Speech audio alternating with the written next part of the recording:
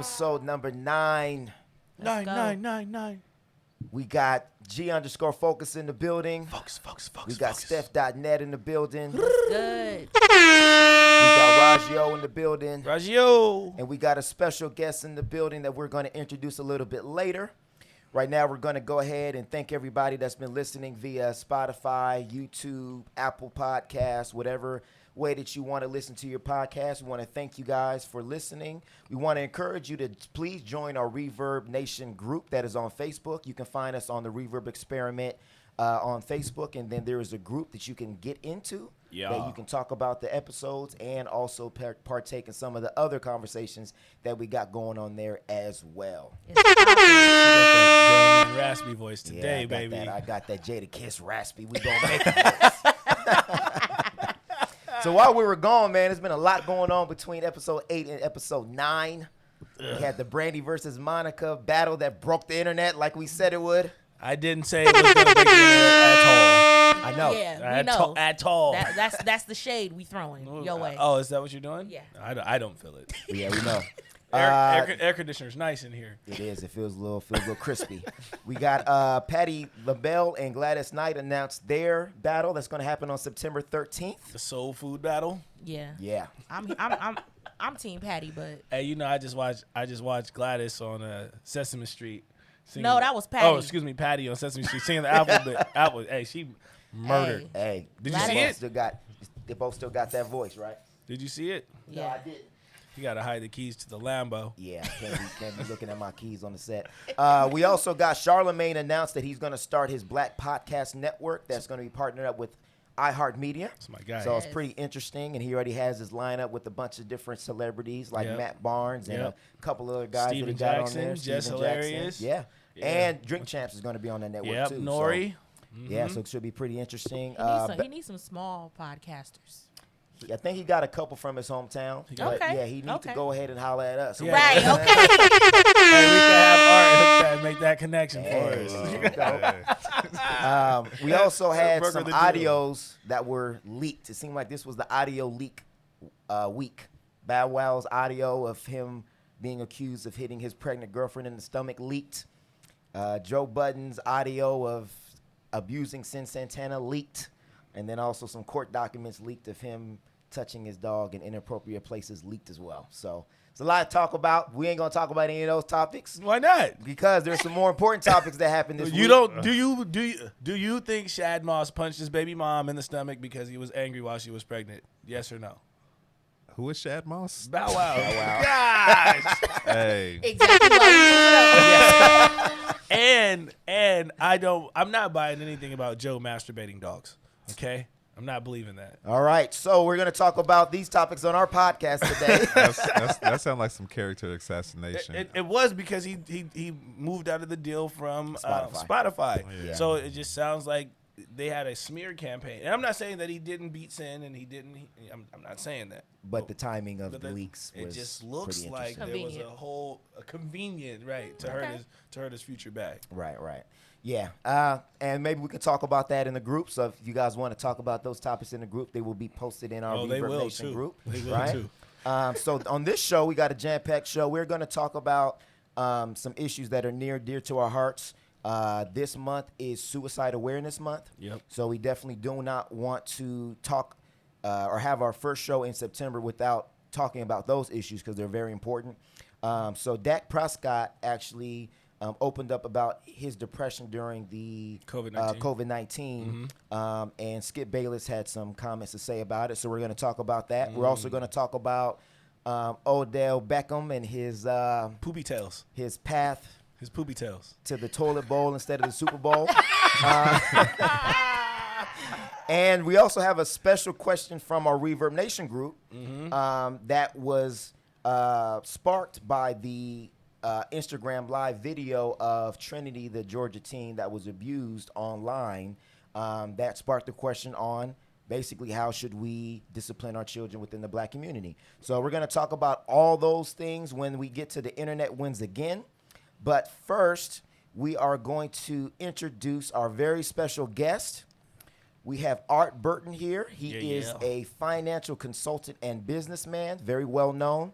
He's the co-founder of Tracked Out, which is a tech company, and he was also a 2020 inductee into the 100 Black Men of the Bay Area. So let's go ahead and go. give him an applause. Give him the money bags, bro. That's what he needs. There you go. there you Just go. give We gonna him the give him money bags. today. Nah, I'm lightweight, We man. got I'm rich. lightweight. We Nah, got don't be rich trying to be niggas humble, in the man. building. Listen, man, I'm sitting in this illustrious house right Oh now. God, here we go. Look at the deflection, He bro. said, I mean, anytime someone got an HOA fee, Oh, you know they balling, man. Because that's another rent in itself. Okay. that's true. That's true. Hey, that thing hurt my feelings every month too, Man, bro. I ain't gonna gonna pay lie. y'all to tell me what I can do in my house. No, I'm gonna pay y'all to have Julio come cut my grass whenever they want to come cut it. That's what you're paying for. But it's like, And he gonna do but my roof. sometimes they do a bad job though, man. Don't it look good out there? It look looks good. good. I'm It just looks saying. good. It looks good. He is doing swell. Yes, and he it's is. costing me $400 a month. But just think about that. I know we're talking about finances. I know we got a lot to talk about, but how many houses are in this complex? A lot. Let's just say there was 100, right? You know, just for simple math purposes, right? And there's $400 from each one of these houses times 12. Who winning? Come on now. Come on, bro. Every month. I mean, damn. Adds up. But I see it. I see it every month. I see these dudes out here buy 2 times a week. Okay. Cleaning up, fixing So the let's roof, take painting. let's take it one more step further. How many times do they come?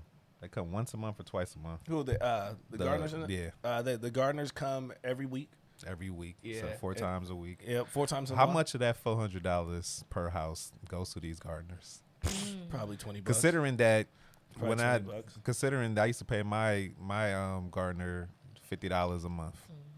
So Yeah, no, just it adds saying. up. It adds up, right? No, So- but what you're saying is we should be getting an apartment complex and put some HOAs on. I'm just saying. Because that's what I'm saying. Yeah, that's I'm definitely saying. what I'm And saying. it also depends too, right? Because, Especially if you can't escape not paying it. That's Right. not a negotiable fee. right. Well, because So- if you don't pay your HOAs, they'll I'm put a just lien saying. on you and they'll foreclose you for And then somebody could come get the property for that for amount. the cheap. price of the HOA. Right. I'll be goddamn. So hey, All right, so I guess you guys- financing right there. We got 2 of them too. So we Okay, can go see ahead. where this conversation's going. Talking about finances. It's instantly, huh? His so if mind you're is listening, boom. get your calculators out. Right. I'm Get just- your notepad Just out. some perspective. Right? No, yeah, no, and it's good perspective because I think We got you HOAs know times you gotta what's that scripture? It says that you gotta count the cost before you build the building, right? So before Facts. you get into anything, you need to make sure that you have everything in perspective. So, Mr. Art, speaking of which, I think this Yes. question kind of goes right into that. What are some of the most common mistakes that people make with money? Oh man. Let's More. just start- Listen Where to do you this. start? Hold on. Let's start super basic with like I'm gonna eating give. out. No. I'm not even gonna talk about that. I'm gonna take it. I'm gonna make it as simple as possible. We have more withdrawals than deposits. Just think about that. If you get paid twice a month, but you have 50 withdrawals every month, how do you even save money? I mean, that's just like the simplest. I mean, I can't get no more simpler than that. You get 2 deposits and 50 withdrawals. Just mathematically, you're gonna always be in a situation where you're not saving no money. You're not building no money. Just off of that simple concept. My cousin said that to me some years ago. He's like, man, if you want to save money, man, you gotta have more deposits than withdrawals. Simple as that. I mean, That's hard. right. That's When you hard. break it down like that, you only got 2 deposits. And 50 withdrawals. Damn. Because you think about all the things that you got to pay monthly. Your Right. cable. So just take out your bills out of that equation. Your withdrawals are still more than 2. Yeah. Because Eating out. out is not a bill, right? It's luxury. not a necessity. It's a luxury, right? So let's just take it to that. We have more luxuries than we have deposits. That's facts. And, you know, that's why people can't build money. And I think that I like how you started it. After you pay your bills, what are you doing with the rest of that money? Exactly. And that's kind of like the main issue with people, you know, building wealth is that we don't budget. We don't plan for our money. We just get our money and it goes to 50 different directions versus have an actual plan for this money. We have a plan to spend it before we have a plan to actually build it. You know, because I've been there and when they know the paycheck is coming and you already know, okay, this going to go to that bill, that bill. Okay, I'm going to go do this. I'm going to go do that. And it's like, before you know it, that $2,500 you just made off that check is pretty much gone. Right. You know, before you even thought about, let me pay myself. And we don't never think about paying ourselves. We pay our taxes before we get paid. Right. And it's like, that's why I became an entrepreneur. I'd rather get paid first and pay Uncle Sam when I feel like it.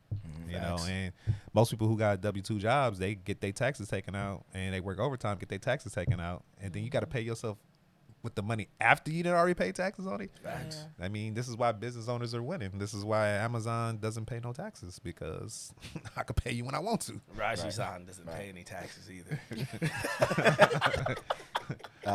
Yeah. But I hope the IRS is not listening. Right.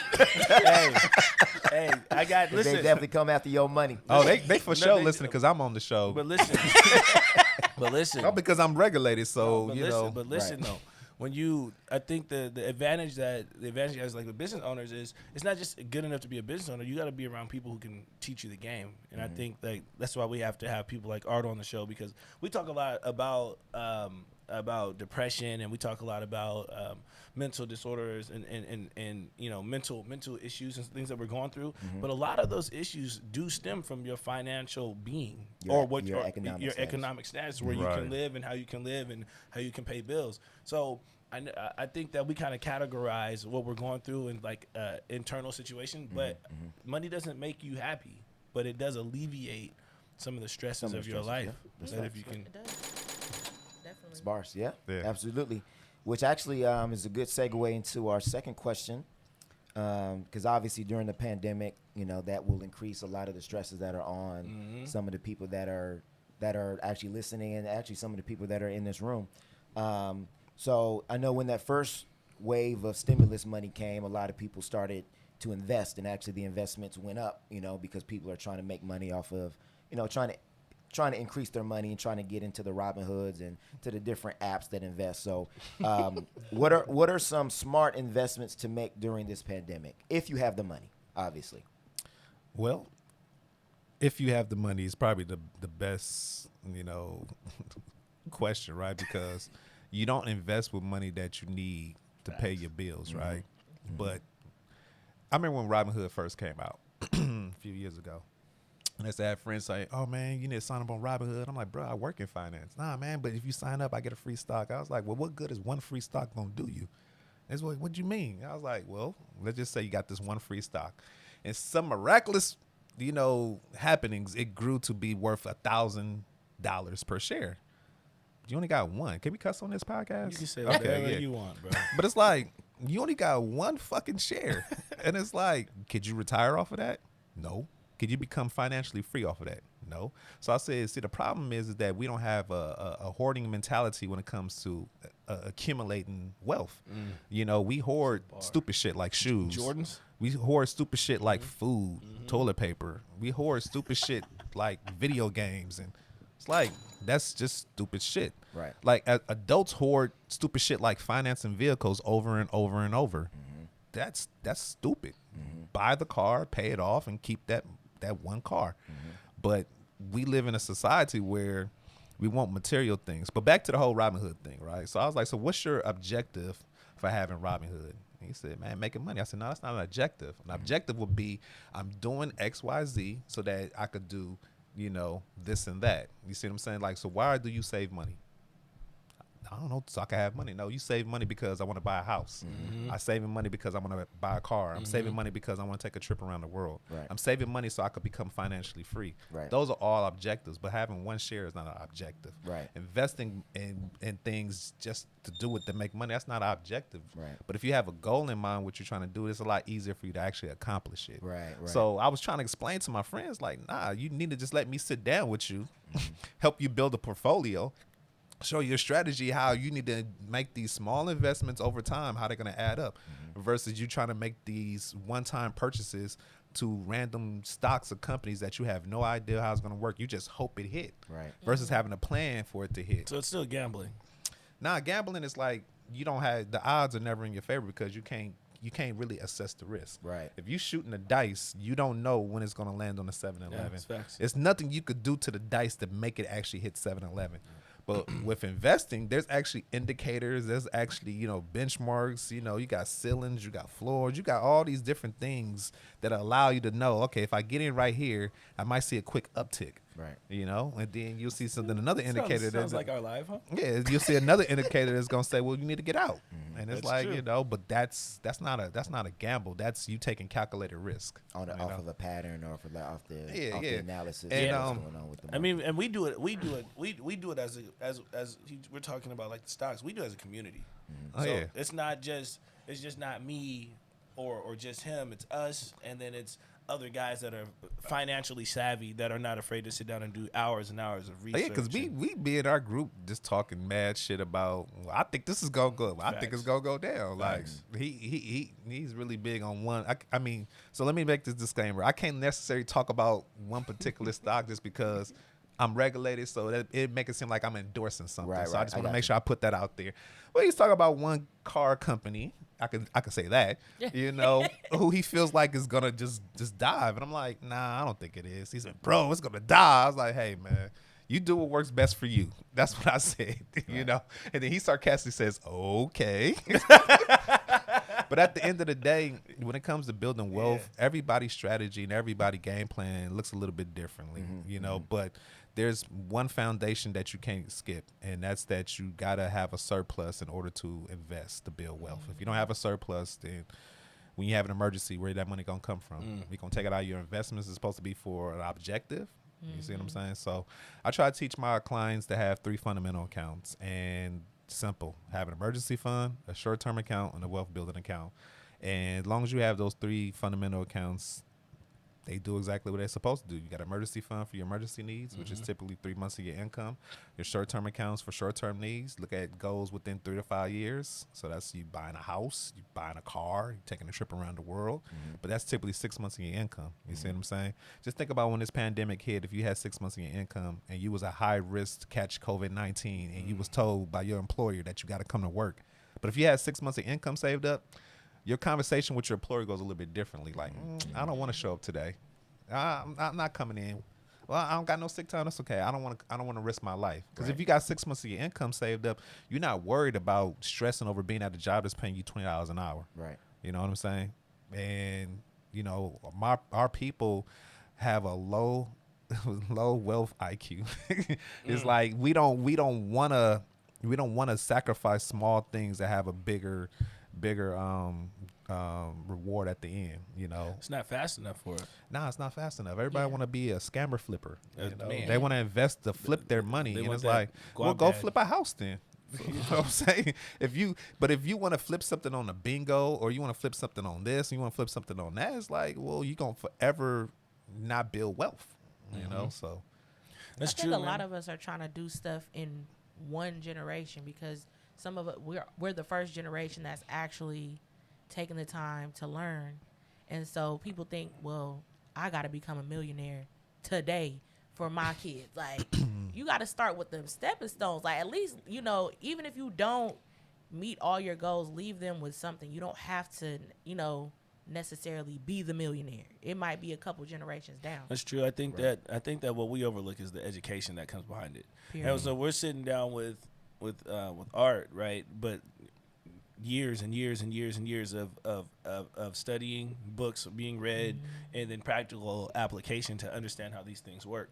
So it's the same thing like you talked about with the Robin Hood. There's more people losing in Robin Hood than winning in Robin Hood. I was telling you, right? So I made plays early on, and I called him and I was like, yo, I might have to get off this $2,500 that I just lost so I can go make my $4,000 back. You remember those conversations? yeah.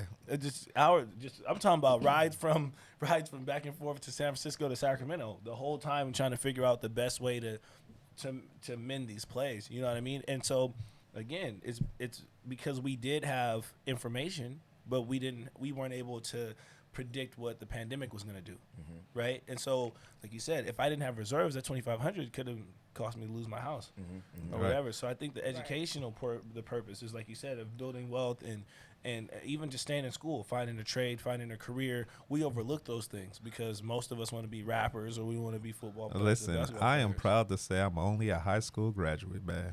I was a father at the age of 17. I was a single father to that child by the age of 19. I tried to go to school, but I had to be a father. So I'm saying all this to say that, you know, we live in an information age, which is a catch-22, because you have people who want to be investors who want to come to me to ask for help, but they feel like they know it all. It's like, then don't come to me then, you know. And I have a passion for helping my people, but I made an announcement like a few weeks ago about this is gonna be my last year really putting myself out there to help my people. Free information. Yeah, not saying I'm gonna stop helping my people because I'm just passionate about that, but it's like my people, we want to learn everything, and in the midst of trying to learn everything, we don't do shit. You want to figure out this whole investment game before you want to trust me with $100 punk ass dollars? Like I make $5 off your $100 investment. I'm losing money helping you trying to build your wealth. You see what I'm saying? But our people want to be the ones who want to know it all. Now I gotta, man, you know, but yet you're going to give somebody a scammer $5,000 to help fix your credit. Don't you know you could do that same? I ain't got time to do the research, fix my credit. I gave the letter away. Not even just the letter, but it's like it's steps beyond the letter. Obviously, we all know that, but it's like that's one start. But our people are so lazy to wanting to do the things that they need to do versus paying somebody to do the things that they could do on their own. Facts. Like we will pay someone $200 to enroll into their credit fixing thing, and then give them an extra $180 a month for them to fix your credit when it's going to take them about 6 months for the credit to have a positive impact. You didn't already get these people over, you know, $1,200. Right. And now they're going to do is put you in a cycle of things that they've already set up to do automated. So you have this $1,200 going now, but you still broke. Okay, so now your credit shoots up. Cool. The first thing you're going to go do is go get a car. Fuck it up again. So you're going to go get a loan. And now you paying someone else compound interest versus you paying yourself compound interest. So if you don't understand how compound interest works, here's some simple math. You bought a car for $20,000, right? There's 10% interest, right? So 10% of $20,000 is what, $2,000, right? Okay, so you're paying interest on that $22,000. That's compounding. So that means next year when it goes up, let's say you pay a little bit down. So now it's down to $21,000. Guess what? You're paying 10% on that $21,000. So what happens to that $21,000? Then next year it goes up. So then you pay it down again. So now it's at $20,000. You see how that?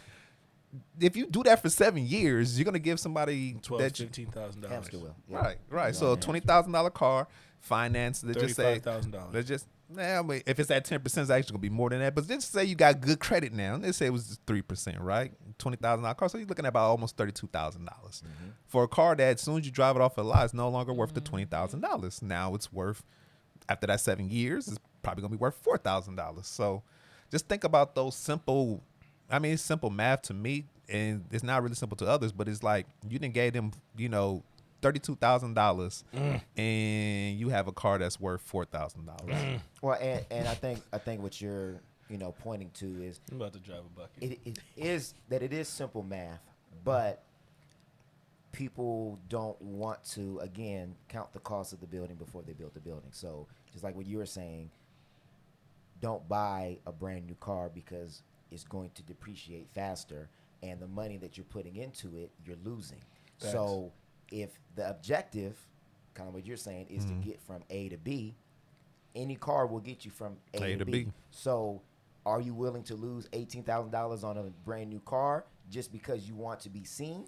Or are you willing to maybe buy a used car that you paid cash for, you save on the interest, you can take that interest, flip it into maybe investing or building your wealth or building your savings. That's exactly how you. But you're forgetting is $18,000 worth of Facebook stunts, though, nigga. That get you 100 likes. Well, but that's what I'm saying. That's what you're forgetting. But That'll if get that's you the 100 so then likes. again, so you're asking your question, what is the objective? Right. Is the objective to be seen, or is the objective to build and to actually be living the way that you want to live? Listen. Because you can be seen. And we've seen those Facebook posts where we see people with the cars, with the keys, but then when you look into their apartment, you see the bed laying on the ground, and they ain't got no furniture. Hey, my like, bed's No on the decor, ground, man. nothing. Ain't no Right. pictures on the wall. Like, what is? right. Look like a jail cell. No, but it has It is a jail it has everything to do with someone's mindset, though. Like there's a lot of things that I could buy, you know, that I could just have because I want it, but it's like I don't need it right now. You see what I'm saying? Like I'm in a life cycle right now where it's like I'm more impressed with saving money than I am about spending money. Facts. You know, most people are not impressed by saving money. Most people are not impressed by building wealth. Most people hope they build wealth. This is why they don't plan for it. You see what I'm saying? They have faith that, oh, I'm gonna be wealthy one day. Just like, Steph was saying earlier about you don't have to be the millionaire in your family this year. Like, I literally work not for me to see the benefits of it, because I know I'm not gonna see all of it. Now, don't get me wrong. Now, I want to see some of my fruits of my labor, but ultimately, I know my fruits of my labor are going to my children. Because they're light years ahead of me. You see what I'm saying? My 9-year-old could tell you what interest mean. He could tell you that if you get a loan, that means it's something that you borrow that you have to pay back. So he understands that. But he could take it a step further at 9 years old. If I said, but son, if you had 10% on that loan, how much do you have to pay back if you borrowed $100? Simple math for him. Oh, I got to give him back $110. But he knows that at 9. You see what I'm saying? He still has 9 more years before he get his first credit card in the mail as soon as he turns 18. So when he gets that credit card, he's going to automatically know, like, this is money I don't got. Right. So if I use this credit cards because I don't have the money, but look, and it's like that generational wealth. That's, but it's the education. Right. But that's what I said. That's what I said. That generational wealth is in the education. Yes. Right. Because you can leave. Look at all the millionaires. That's literacy. Look at all the millionaires that leave their children things. And then the kids go bankrupt, or they go broke, or they live in the, you know what I'm saying, and then they commit suicide because they lost all the money, right? So it's funny. Or they don't have no friends because they got money and they don't know how to have simple conversations with people. All those because the condescending tone. You know what I'm saying? But like you said, and you made a really good point, because I know for a fact that I'm not going to see all the fruits of my labor, right? But I do want to live a damn good life. You know what I mean? And I do want to have and being around people like him and some of the other guys that I kind of look up to, that we go back and forth with the information, it does make me feel stupid for buying things that I don't need to have. Right? Like I got not stupid. You was misinformed. No, but it makes me feel stupid now because I know better. You know what I'm saying? Because we like nice things. Right. When he pulled up today and he was still in that same car from 5-6 years ago, I was like, he's really living that life. Because I know damn well that this nigga can go buy whatever he wants. No, listen, I remember me and my family and my wife, we all took a trip. We went to Tahoe a couple of years ago. We rarely take, like, vacations, right? Because I'm one of them guys like, nah, we don't need to take a vacation. I'd much rather save the money than take the vacation, right? But we wanted to take a vacation, right? So we took, like, 3 days. You see, not a week. We took 3 days. We drove to Tahoe, and we rented a Suburban, one of the brand new ones. I mean, that thing was decked out. And we looked at each other like, man, we should buy one of these. And I started doing the math. Like, damn, nah.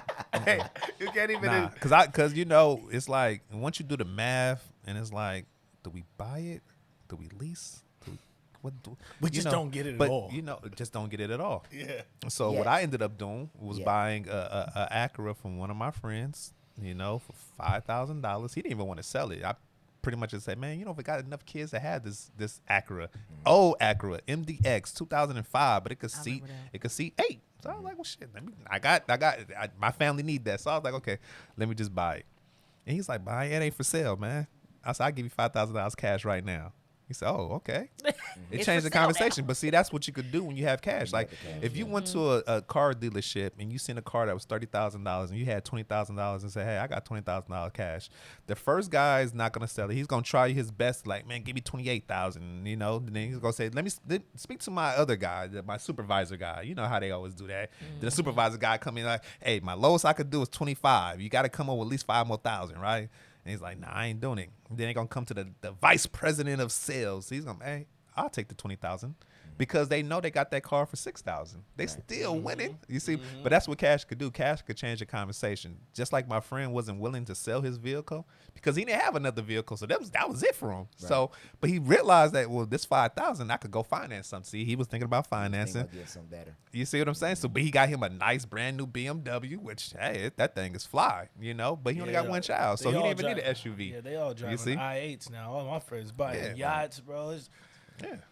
Yeah, I feel like I'm behind the schedule, bro, because I need that yacht. See, but again, that's where the I think what you guys were touching on earlier, I think is really the meat of the conversation. Hey, let me just say this though. What he said about the yacht. No one actually ever buys a yacht. They're financing the yacht. Sure. So get hit with some real life happens to them. Mortgage. That's a whole mortgage. I'm just saying, man. Like.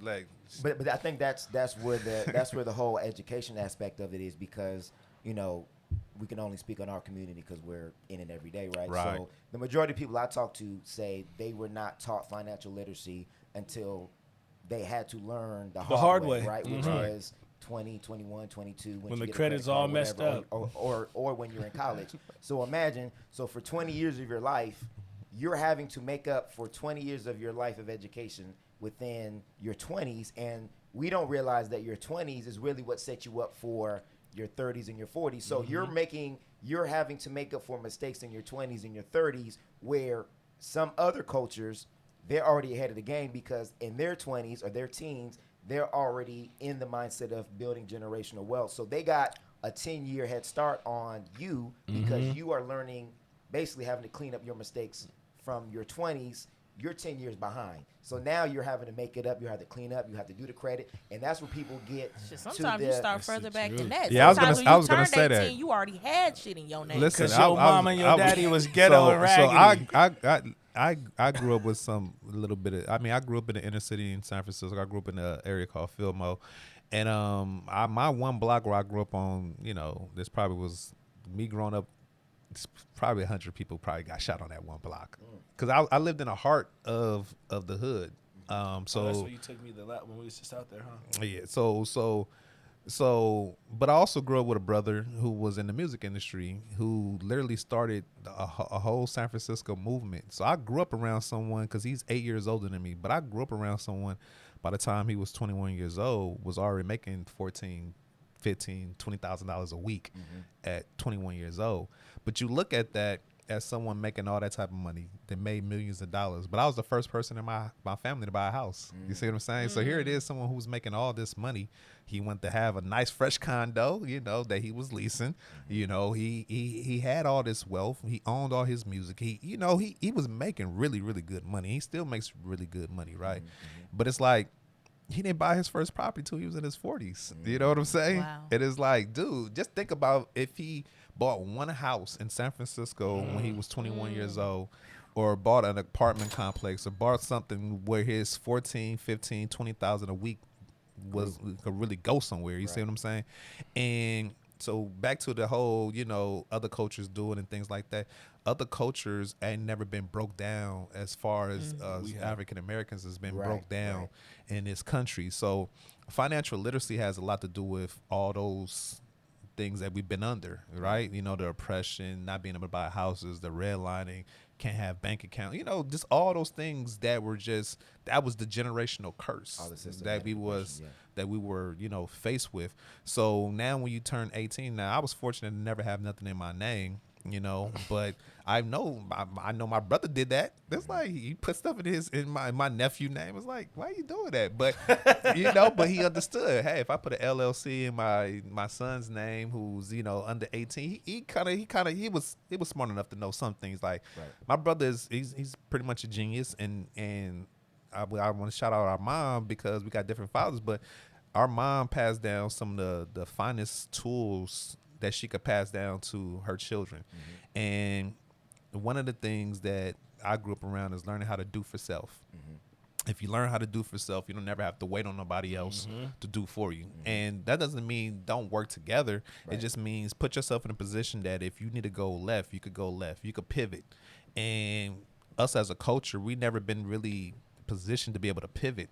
We always had to be back against the wall and then have to fight, and that's not a pivot. A pivot is something that's a smooth transition for those who play sports. You got your 3-point stand, your triple threat. It's like you could go a lot of different ways with that one pivot without actually taking a dribble. And in our culture, we haven't been afforded those opportunities to be able to pivot, be able to have a triple threat. We always had to just shoot the ball. And it's like, I'm not ready to shoot. You see what I'm saying? Just like parents want to kick their children out when they turn 18 in our culture. It's like, they don't know shit. Why are you putting them out? And then you want them to pay rent because you struggling to pay your rent. Well, stop spending your money. That's all about.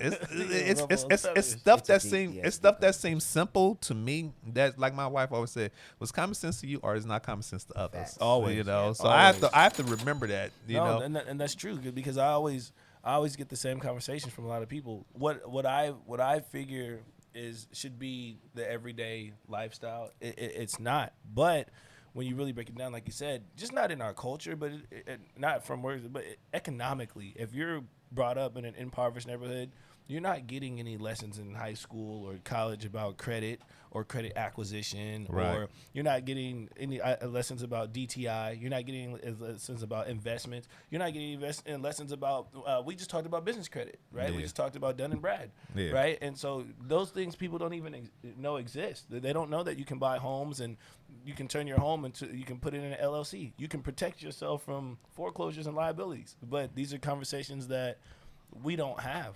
Nah, it's conversations that we much rather pay somebody else to tell us versus just speaking Go to do the the research. Raggio. No. We don't even want to speak to our friends who know this stuff. Like, just like how we started off talking about this is Suicide Awareness Month. This is also Life Insurance Awareness Month. And most of our people don't have life insurance. I literally made a post today on my Instagram because I've been in finance and insurance for over 12 years.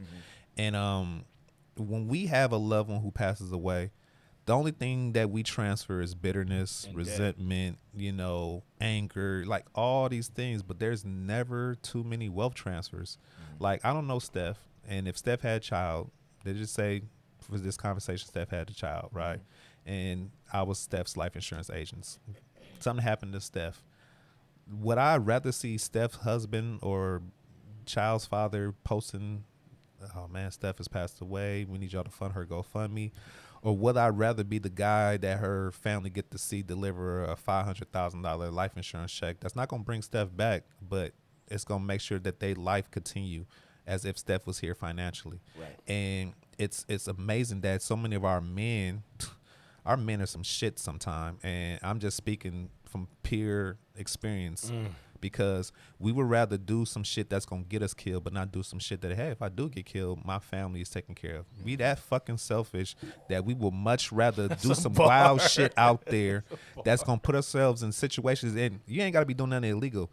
My man's over here could just be driving home and get into a car accident. Wasn't it a bad truck accident out here? I-5. Bro, I ride a motorcycle every So just day. think about how selfish could you be Yeah. as a man to be like, well, I ain't gonna die anytime soon. Don't you realize that you could step off the curb the wrong way, twist your ankle and hit your head and never wake up? Like, we don't think that could ever happen to us. You know what I'm saying? I had a friend who went to sleep and didn't wake up. It was in good health. It just wasn't his time to make it. And it's like, how selfish could you be to be like, oh, okay, Art, I get back with you, man, when I got the money. You ain't got $40 a month. Something is seriously wrong with you if you don't got $40 a month to protect your life if something happened to you. Yeah. Your priorities are all jacked We got up. $40 for weed though. Well, and it's crazy. A week at Oh. that. And it's crazy because when I have those conversations with people, it's we think of, do you have insurance on your phone? Yep. Yes. Do you have insurance on your car? Mhm. Yes. You have mortgage insurance. Most people, if they get a house and they don't put down the amount, Yeah. But the whole point is I that you don't put have insurance on mortgage everything, But your life. But your life, and it's Mhm. like, again, like you say, like you have kids or you have a family. When you're gone, not only are you gone, your income making ability is gone. It's gone as well. So at least give them, something. I mean, into the point where even just take off the stress of having to pay for the funeral. 'Cause Right. You trying to scrape up all this money just to pay for the funeral and get a casket, like, That's we the don't. least we of don't. your concerns. I know. I was saying, like, just at least do that. So Well, they don't know about the tax rate. The state of California taxes you to die, bro. You got to pay a death tax. You know what I'm There is saying? for sure a You death got tax. to Yeah. pay, but then Yeah. your family You has to got it. take over the debts that you leave behind. Right. Those are transferable. Those are inheritable debts, right? So why leave them with that? But- And, Well, so. I don't know, because for $18,000 you can stunt on Facebook and get 100 likes. But I don't think. See, and I think again, it's kind of what we were saying. It's just the education of it. It's just we're in the age, like what you were saying, that all the information is free, and because it's so free, people don't want to go do the research on their own. They would rather, like you said, pay somebody to do it for them. But in financial literacy, you have to know it yourself. Right. I mean, you can get like a Fidelity or a Charles Schwab and do that to do your investments. But as far as your personal everyday decisions, you can't pay somebody to oversee and look at your account and say, hey, you at Starbucks again, you need to get up out of there. Right. Like, that's something that you got to do internally and be like, okay, look, I need to chill off of spending all this money on food Right. and buying groceries because I'm And spending no, almost double. $1,000 But on you're doubling food. up. Hey, this is amazing how life works, right? Because the month of August, I spent $1,100 on food, like eating out. I got five children, right? I mean, well, four. My oldest one is 22, so she's an adult. But just think about that. Now, on one hand, I'm blessed to be able to spend $1,100 on food, but on the other hand, it's like, why the hell am I spent $1,100 on food in August, right? So in July, spent $700, so there's a $400 difference, right? But look, I can tell you how much money I spent on my food the last 2 months. Right. Most people can't tell you that. Yeah, we were talking to another accountant, and she told me that if you want to see where you're losing at, it's probably in your food. In your food. I can just really right. So what I started doing, which was really hard, is whenever I wanted to buy food, I would put the money on a credit card, because it was one of those things that I had to train myself that, I already got food at home. You know what I mean? Like you said, you're doubling up. You're buying groceries and you're eating out. Right. And then you're throwing away the food at home because it goes bad. You see that, right? And so I started looking at, I like you.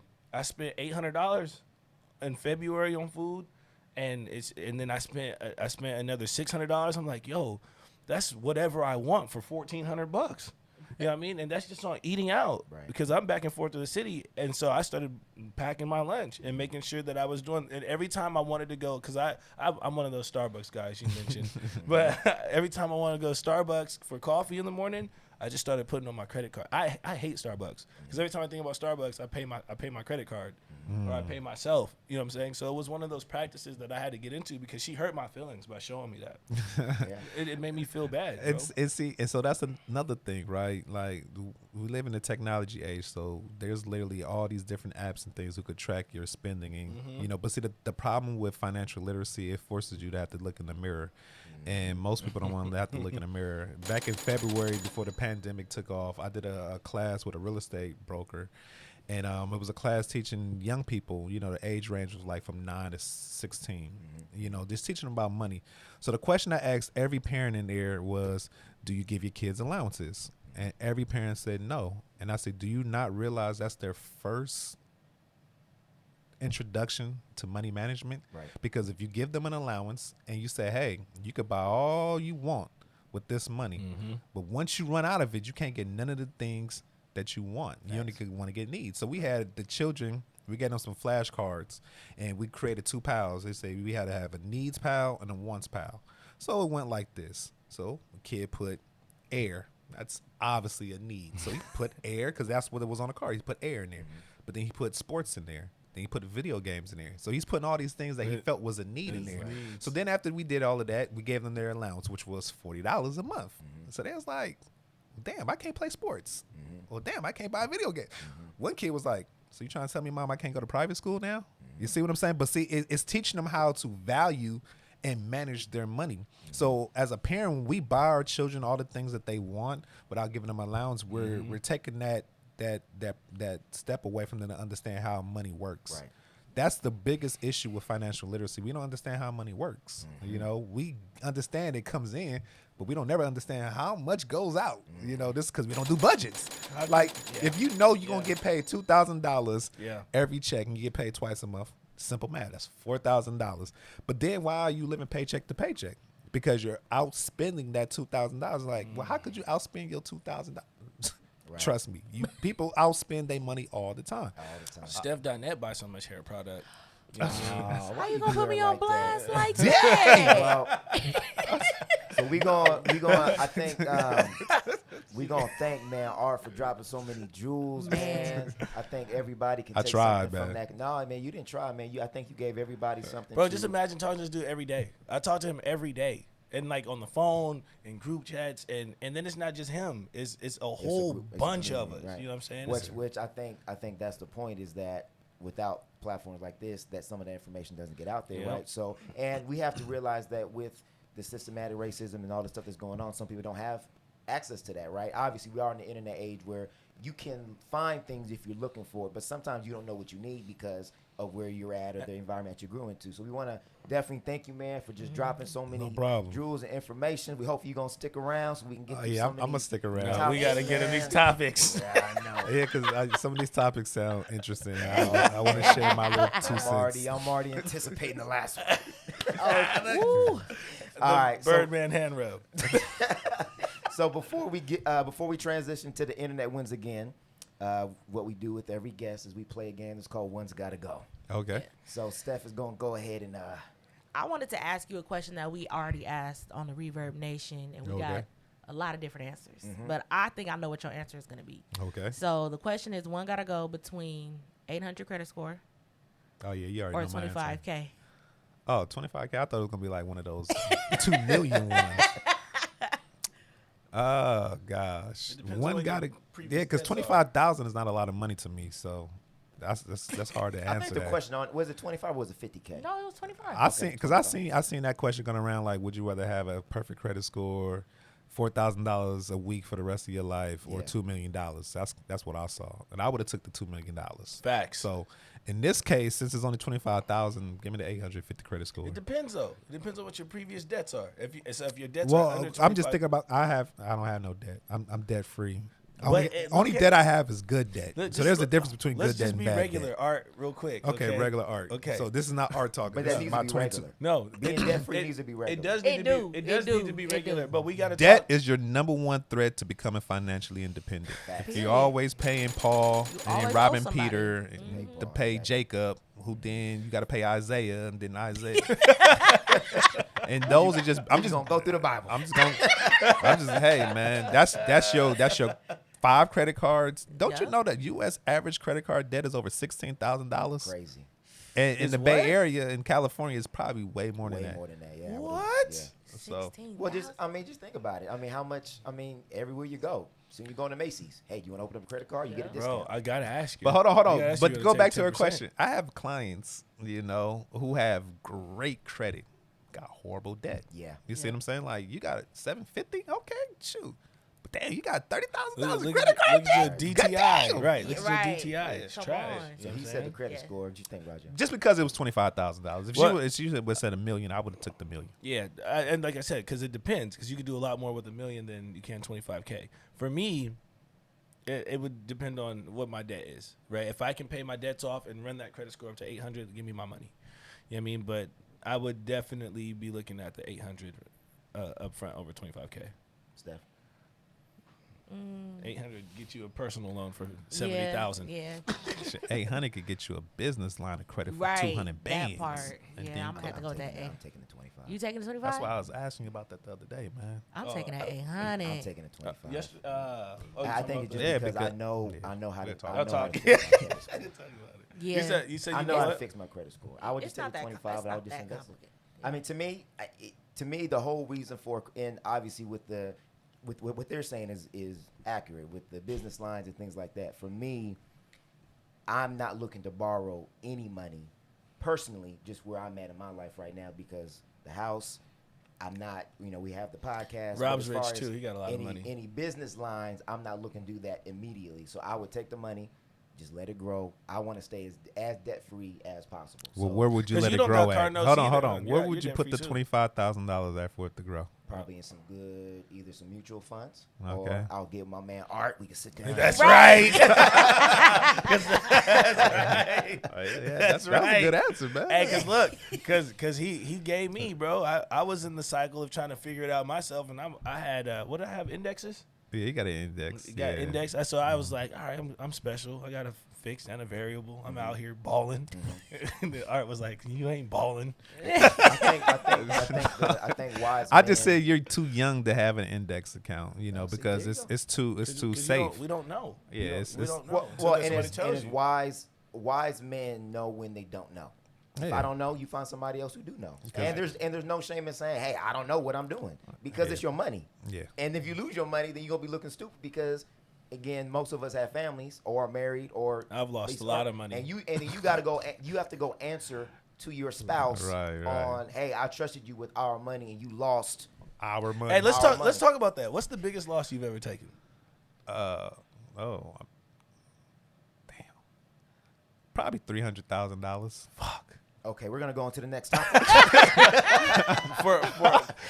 Yeah, But that has everything to do with that's the cost of education though as well. You know what I'm saying? I bought my first property at 25 years old. So I'm 39. I just turned 39 in July. So you got to think about it over that time. There's ups and downs. You see what I'm saying? Right. But when the housing market started to crash in 2008, this is how I lost on over $300,000. Or I lost $300,000 because there were townhouses in Vallejo, which is in the Bay Area, that were like $50,000 a piece. There was a condo like about $80,000 a piece. We need that to That come back. I said, I don't like these areas, so let's not get these properties.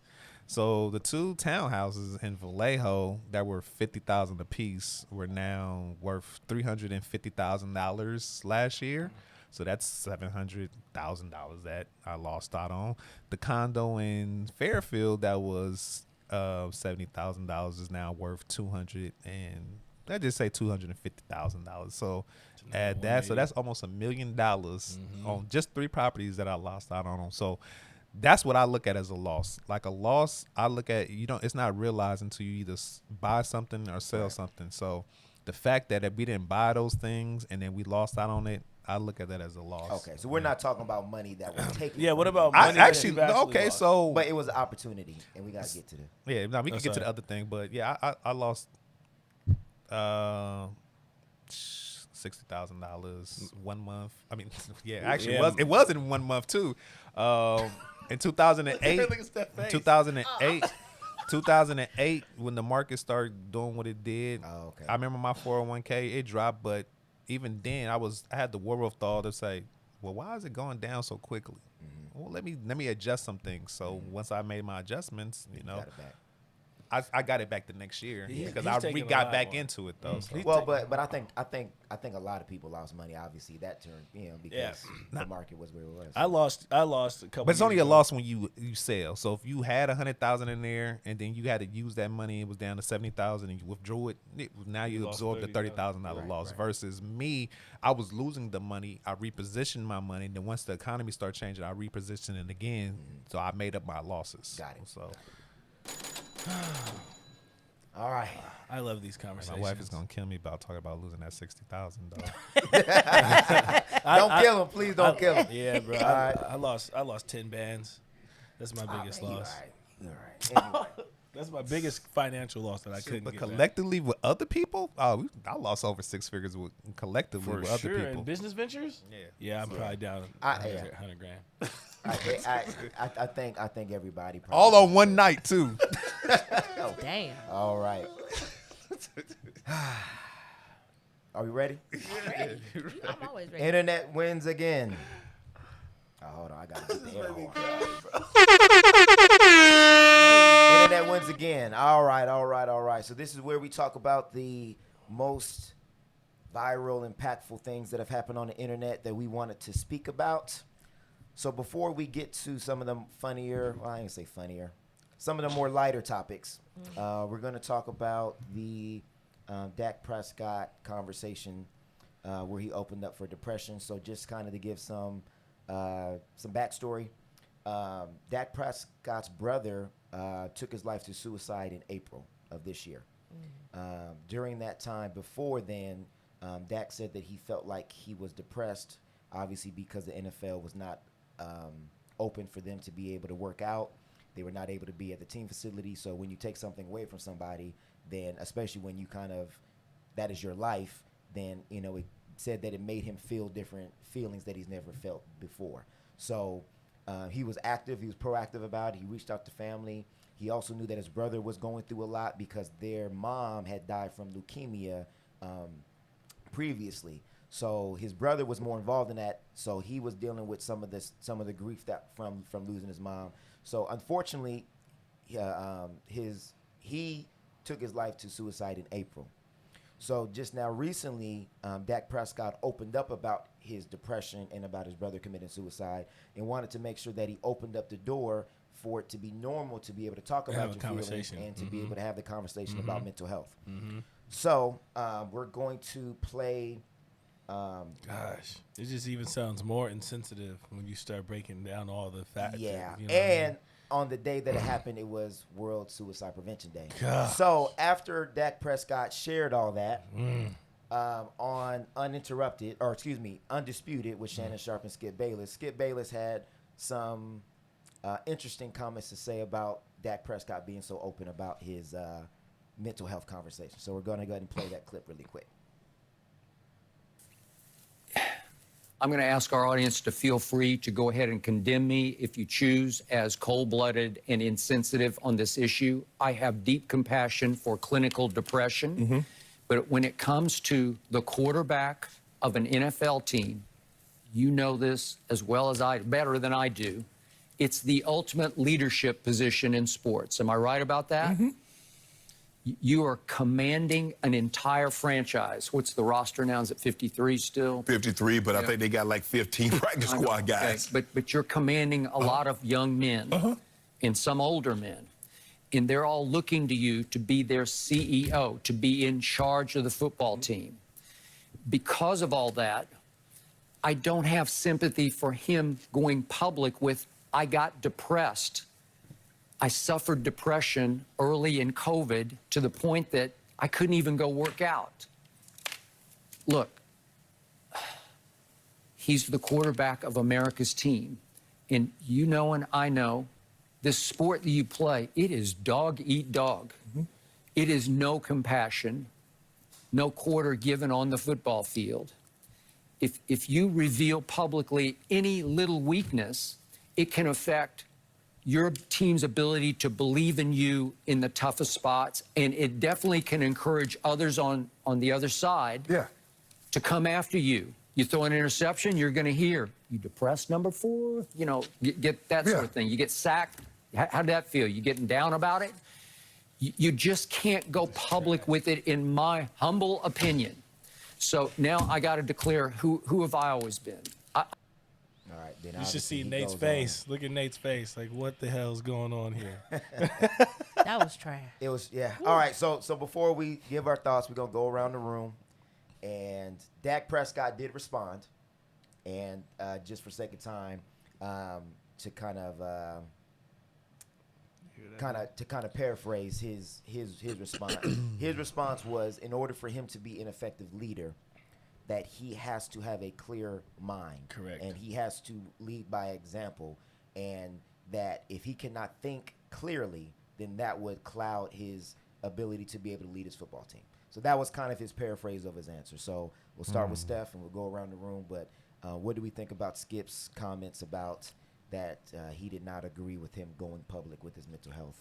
Skip is trash. He's been trash to me, but to say that that's a sign of weakness. Oh, you that's took what we're my- trying you to took get my away bars. from. You know what I'm saying? Like, aren't we trying to move on from that narrative? You know what I mean? And I mean, you have people that are just so stuck in their ways that they still perpetuating these narratives about mental health, and it's so counterproductive.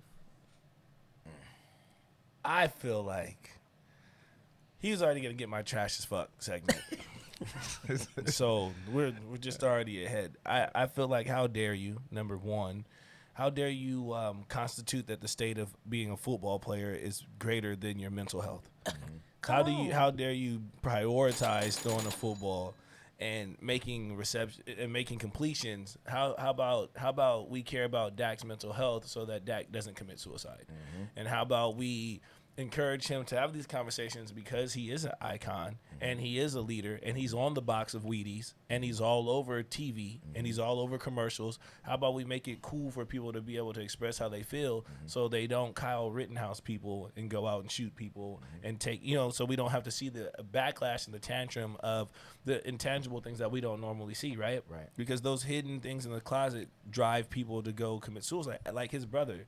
Like his mother passing. You have the right to be depressed and you have the right to take a day off. You have the right to take a season off. Right. Right? He knows the consequences for his action. He's in contract. He knows better than you, Skip. Right. You know what I'm saying? So I just think that it's super trash, bro. It's super trash that and you say little stupid shit like, you threw an interception. You okay down there? You depressed number 4? Fuck you, Skip Bayless.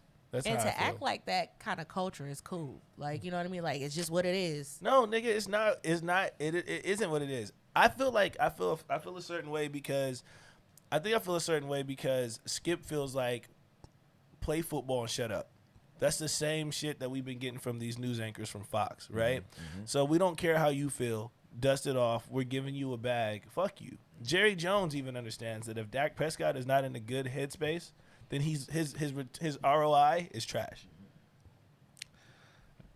Yeah, you guys pretty much said everything that I could say on this matter. But the one thing I want to say is that, you know, people like Skip Bayless, you know, they got to be heartless in their jobs, and sometimes that doesn't make him realize that there's a human that we're talking about. You know, when you think about all these sportscasters and, you know, the Jason Whitlocks of the worlds, you know, they have an agenda, and Skip's agenda is to be that no nonsense, get your shit together type of guy. When in reality, he could have used this as an opportunity to show some compassion for a human being who was going through some troubling times in his life. You know, his brother passing, mama passing.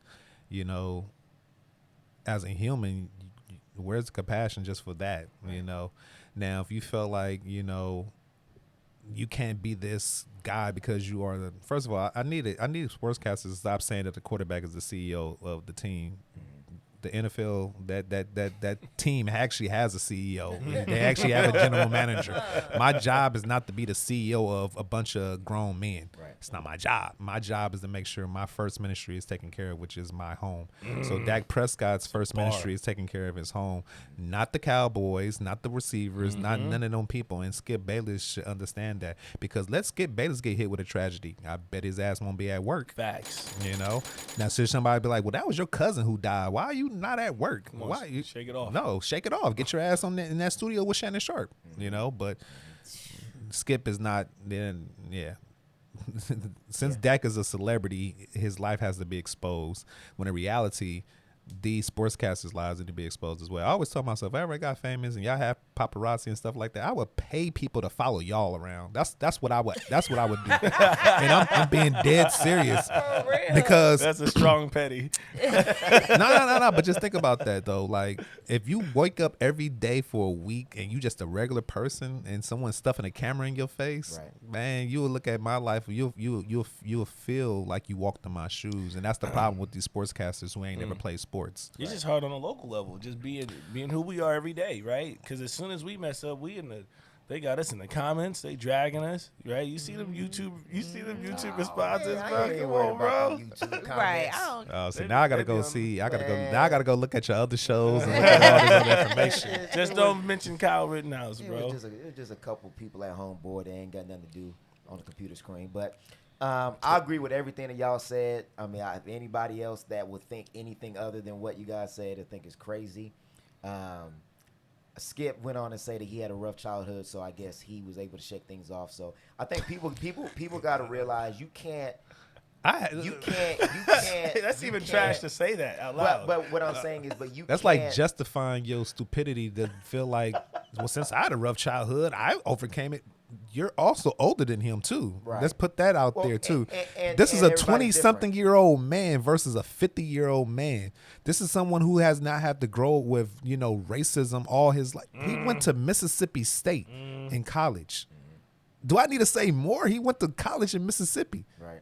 That's it. Skip's been white his whole life. Real. Well, and you can't project how you would deal with the situation onto somebody else, because everybody else is different, and you're not in his shoes. The thing that I hated the most about this is he looked at it as Dak Prescott sharing his mental health journey was a weakness. Yeah. And you're looking at it like that's going to affect what's going to happen on the field and affect people following him.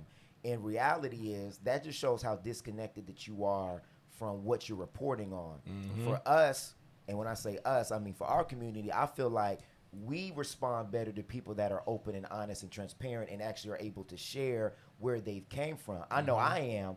I can't follow somebody that is so cold that they're not human and they don't share what they go through on an everyday basis. So for Dak Prescott, a black quarterback that is a quarterback of the Dallas Cowboys, which is the most valuable franchise in the NFL, Facts. the most visible franchise that is in the NFL, that is playing the most desirable position in the NFL, for him to come out and say that not only was he depressed, but that he wanted to talk about his brother committing suicide. And the reason why he did was he said, or kind of what he implied was, he felt like maybe if his brother would have opened up and talked about what he was going through, then maybe he would not have committed suicide. So if him opening up saved one life, then it's worth it. So, but you more worried about interceptions. like a defensive end sacking him and saying, "Oh, do you feel depressed?" Like that's the ease and flows of a football game. We talking about people's lives in the whole midst of what I'm going sure on. they say worse on the football Facts. field. Right. But I also believe the football field is probably his sanctuary, where he's probably worried the about most stressless is on the football field, so he's not worried about And that. yeah, like you said, I'm sure that he's probably heard way worse than "Are you depressed?" number 4. I'm just saying, Michael Jordan lost his whole ass dad in one season, and he still went out there performing because he probably felt like being on a court was a place for him to escape. Because when he won that championship, he was able to release all that hurt and pain that he felt from losing his dad. So, once again, Skip ain't never played sports, so. He's Charlemagne called him a sports critic because he ain't analyzing nothing. That's facts. That's facts. Oh, he's Go ahead. I'm sorry. Go ahead. No, we're going to leave Charlemagne alone. Hey, man, don't be talking about my guy. All right, here we go. All right, so we're going to move on to the next topic that gets a little messy. I think it's by no coincidence that he plays for the Browns. So we're going to talk about Mr. Odell Beckham and his, I guess, what he does behind closed doors.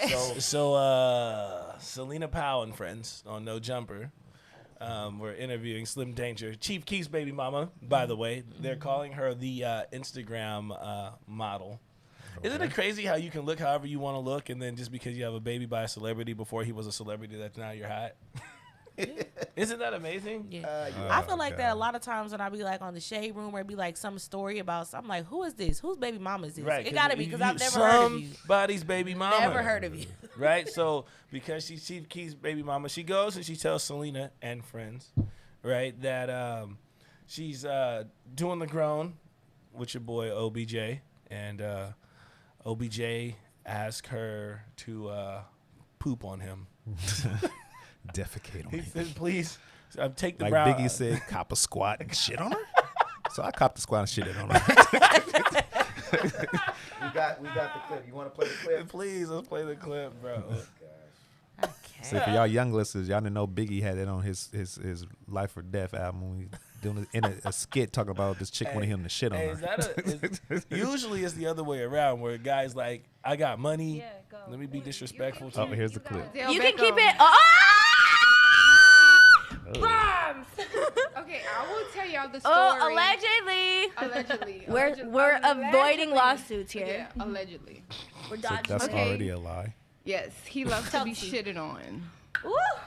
Okay, that was my first time ever. I never You thought. did it? You actually No, did it? I actually couldn't shit. Okay, I couldn't shit. Okay, I don't think I could shit on demand I either. What the fuck? I could not do it. That was something like I'm a wild. weird. I could do some freak asshole shit. You know what I'm Yeah. saying? But the shit part, you can't just do that to me like on spot. like shit on right me. now. Okay, he wanted me to come on a plane. And he was like, make sure you don't have any underwear. Don't take a shower for 24 hours. I'm like, damn, what the fuck you on?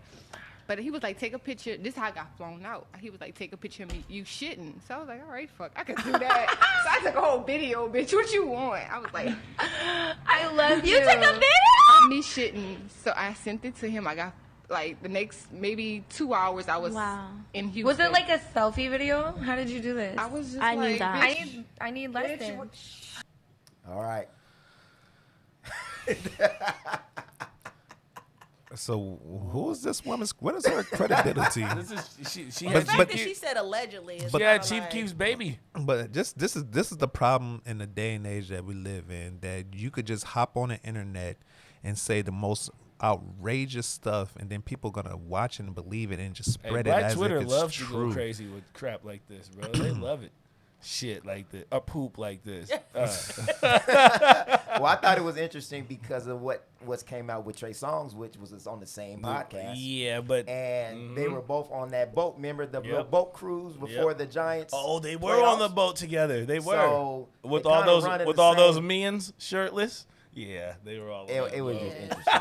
I thought it was funny too, like 'cause there was a whole conversation about what gets you flown out. Yeah. Yeah, she's. Well, can I just say this about the whole men's on the boat and the shirts? Like, well, most of these men got wives and girlfriends. Why would I want to take pictures with women and to incriminate me? Right, and that's not the issue. I'm saying I'm with just both of saying. them on the boat, They what ran was in the going same on the circle. boat? Yeah, a lot of shit. A lot of shit. This is, Somebody was pooping and somebody was peeing. But Trey Songz is probably doing both because Odell obviously likes it to happen to him. So and Trey Songz That's likes to do it to other people. So allegedly, my because thing- I don't want to get sued. Let's talk about. So they was talking about things that get you flown out, like your credibility to me. The fact that you willing to do whatever to get flown out, like She said I do. The I be on fact some that- freaky hoe shit. I ran Hold to on. hurry up to go to the shit on fact camera. that the fact that she's. I know this is life insurance awareness, but suicide awareness month. But the fact that these women who are living these lives right now, they're gonna be really, really depressed when they look back on their 20s and their Yep. 30s and realize I got shitted on, I got peed on, all for a few $1,000s. All for a bag. All for you to be able to be on social media and broadcast it to get 1 million likes and views. And then brag about it. Than to brag about it. And- Like, we live in a culture where it's more popular for you to talk about someone than it is for you to actually be someone. Facts. Facts. She is nothing. She's if no- you gotta like, what type of credibility as a woman do you say for yourself and your child who's gonna, because this stuff is gonna live on the internet forever. Like, your child is gonna grow up knowing that, mommy, this is what you used to do. Then her homegirl's like, I love you. I need lessons. Yeah, it's like Well, because they're clout chasers, right? Right. So, I love you. and I I need That's lessons. that's an occupation at this and- point. Right. But I do think we That's also a- need to talk about Odell and nah, he's good. Well, Because no. if he prefers that, that's his life. Well- like listen. I have gay cousins. I have lesbian cousins. That is their life. Facts. If my guy cousin chooses to suck dick because he wants to suck dick as a gay guy, that's his life. What am I look like? What I look like talking about? Well, why are you sucking dick? No, it and that's doesn't not- concern me. that's not So, the if argument. but listen. So if That's the argument. Odell wants to get shitted on, okay, get shitted on. Okay, it's so- happening in closed door. It's not happening in public. It's not It is happening in front of happening in that's public. fine. No. Yeah, it is It's now. not. No, it's getting talked about in public. Public is. I consider things being done in public that is missing. I mean, not good is when it's in front of children. But if I'm with a bunch of other adults and I'm getting shitted on, y'all choose to stay in the room. Well, shit, y'all chose to stay in the room. Y'all Right. adults, get your ass out the room. But if you're going to be partaking in these activities, you need to gotta probably count the cost, bro. You probably need to be a little bit more careful on who you're You gotta letting count- or who you are doing. See, this what he with. thought he was doing was he thought he was gonna get shitted on by somebody who didn't have no credibility and some. He probably thought he was making a safe play. This okay? is Odell Beckham. He could have went down to the club nearest to him. He could have went somewhere close and could have got a fine 10 to do that. Do you really think he needed to call this chick to come do that?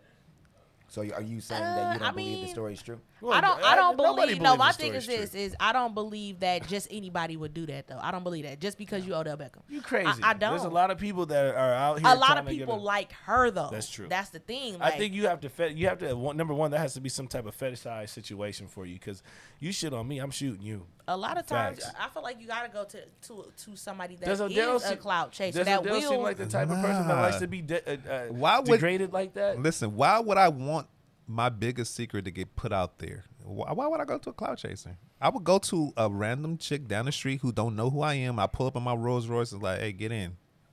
Okay, you get in my car. Hey, I got 10 bands for you. I need you to shit on me. Okay. Well, it's the same reason why. That's how I lost my $10,000. But I'm saying, look how easy it would be if I really like. No man in his right mind would willingly do that with someone that come on now. I don't even know who this woman is, but I could tell you just from listening to her, this is what she does. Facts. She exposes things. That's what she do. Ain't nobody in his position gonna do that. That's not true. Bill, listen. 'Cause last week Hold we on. talked about Listen. we talked about Powell and how many rappers and entertainers. Yeah, have so slept with her. so she slept lot. with Walker. She slept. I mean, this is what they. And they know. So look, there's no different. No. What I realize is if you're Knocking a chick versus getting shit on is not in the same category. Well, the No, chick but you're said that she was sleeping with peed it. on. She's the people You're are sleeping peeing with on a chick that you know runs to tell the internet. No, that's And you fine. know It's that. fine when you hit a chick and she gonna run her mouth about it because it's whatever. It's But- just sex at that point. Odell, but get an getting NDA getting shitted on. and get a contract, Yeah, get an NDA, so that way bro. if this happens in the future, then you can sue. 'em. Once- That's what what did Dave you Chappelle once say? again- Kobe. once again, she led with allegedly, so her credibility is shot right there.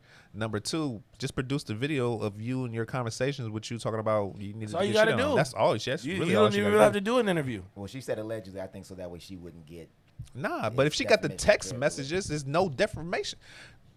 Obviously, Yeah. she don't. That's why she That's said, what I'm- allegedly, I'm So not that's- trying to get sued. So, but that's She's running around with Selena Powell, bro. Why do we believe anything Well, that she comes was on over the show there? where she was hosting. We don't know if they're friends or not. No jumper, bro. This is what they do That's over what they there. do.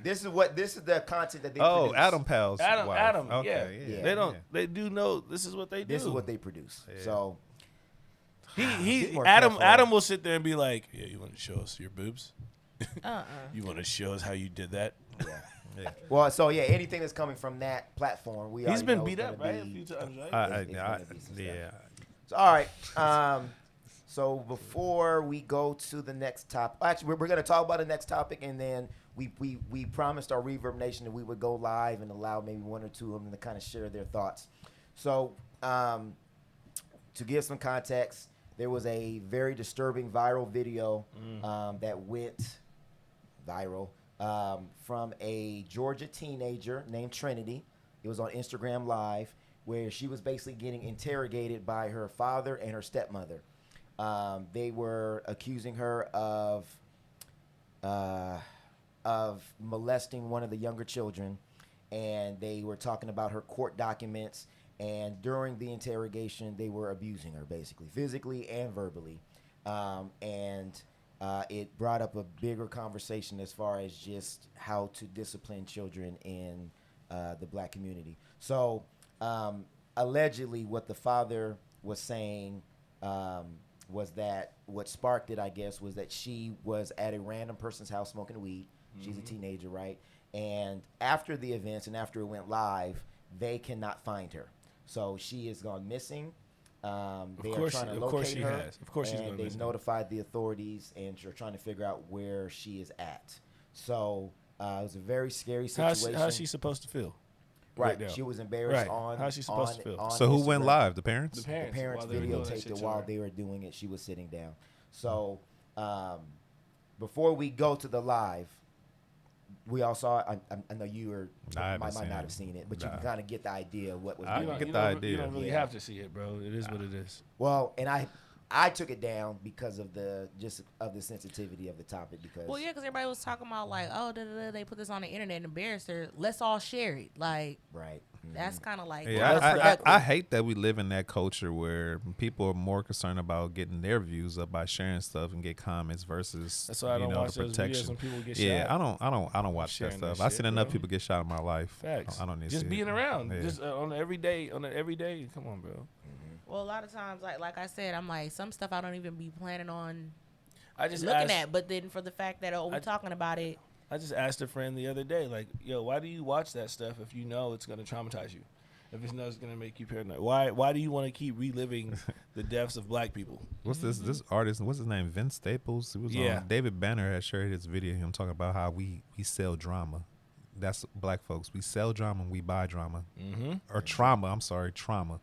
And that's why we watch those videos, because we think we're de-traumatized to it. In reality, that shit just subconsciously eating you up. Facts. I And saw a post about that, about how like even with us, just like a lot of people saying like they love to watch Discovery ID and Snapped and all, because we feed off of trauma. yeah, we fascinated with that Right. stuff. Like, you're not even getting a career that's going to allow you to help Right. solve so these problems. your fixation is useless. Basically. Right. Like, I ain't think, well, I be watching all of them, and I ain't think about it like that. I'm like, That's why you need your ass whooped when you was a kid. that's probably the reason why she's like that, because she didn't get her Get her ass ass- whooped. sorry, Steph. I know I just met you, but you already said you didn't get ass whoopings, and you. I said I didn't get like that. Like I feel like a lot of black people have these like stories about getting their ass beat. Like and I I used to, Nah, man, you should have listen, been there. Like so I'm I don't sorry, have none of them. Mom. Listen, Like, I don't so- have no like iconic ass whoopings that I could just I go back to. so I'm gonna be transparent with the listeners. As a child, as a young adult, you know, well, I'm not a young adult, but I was abused. I got a whooping that was not necessarily a whooping in a traditional sense, and it was not right. My mom knew it wasn't right, and then it always boiled down to: do you protect the child or do you protect the perpetrator of the act? And you know, my mom handled it with the best way she could.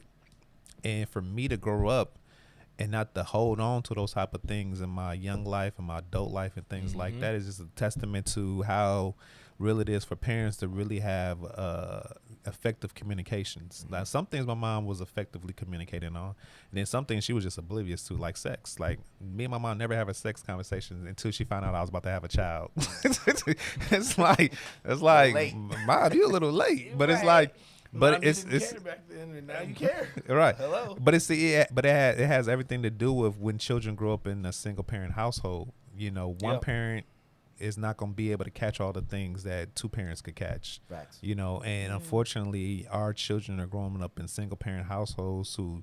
Young women like this young lady who was on that podcast talking about being shitted on. She's actually raising a child right now. Just think about that. A woman who just has those kind of standards for herself is actually raising a child. So how could you morally raise that child to do what's morally right when they get older? You know, in 2020, morals are No, they're subjective now. exactly. They're It's subjective. like, well, you know. nobody wants to be held accountable for having a better standard for themselves. So now it's my life. I do all that. You're right, but it doesn't mean that it's morally correct or incorrect. Right? It doesn't mean that just because you can do something doesn't mean you should do something. Yeah, Right. So we live in a generation where young people don't want you in their business, but in everybody's business. And then they want you to bail them out. And then they don't want you to tell them about themselves, but then they could tell everybody about themselves. It's like, wait a minute. You mean to tell me you could tell me about myself, but as soon as I tell you about yourself, you have an issue? Bro. There's lawsuits and protection for a lot of these conversations. Yeah. So, do you find it? Fine. Well, I'm not playing the video. Oh. You thought I was gonna play the video? No, we on live. Are we live? Yes. So we're waiting on our Reverb Nation to hop on so they can jump into the conversation. Hey, so can I while go we're on Reverb Nation? I'm gonna go on. I don't know. You might maybe. So is it live? Did you tag us in the live? No. I'm just what I'm gonna do. I'm gonna have them hop on, and they're gonna just be on the audio, so we'll be able to hear them. I want so, to share So the while live. we're Let me see if I can share it. so while we're here we go. Let's see if this go ahead and works. And Technology. then we can go ahead and share our thoughts. This go. Hello? Hey, what's up? Yo. So this is G_focus on the Reverb Experiment podcast. You want to introduce yourself real quick? Guys, I'm Jess Renee LMT on Facebook, Jessica Gaddis. Met Stephanie and Rob through high school, and I'm just really excited to get into this discussion. All right, so we're gonna keep it short and concise because we gotta stay to our time frame. So it seems like I'm getting a little feedback. So I'm gonna let you share your thoughts, and then I'm gonna get off. So how do you think we should discipline children in the Black community? You know, I like every child is like, I feel like parents a lot of times have like one size fits all, and you really have to go based off of your child, the type of child that you have. Beating is not the answer for every child. That's real. That's real. Okay. You want me to elaborate on that more? I mean, Because We waiting on Because you. there's a difference between a beating and a whooping. Okay, so break I that feel down. like, okay, I have 3 kids, all right? I can't discipline all 3 of my kids the exact same way.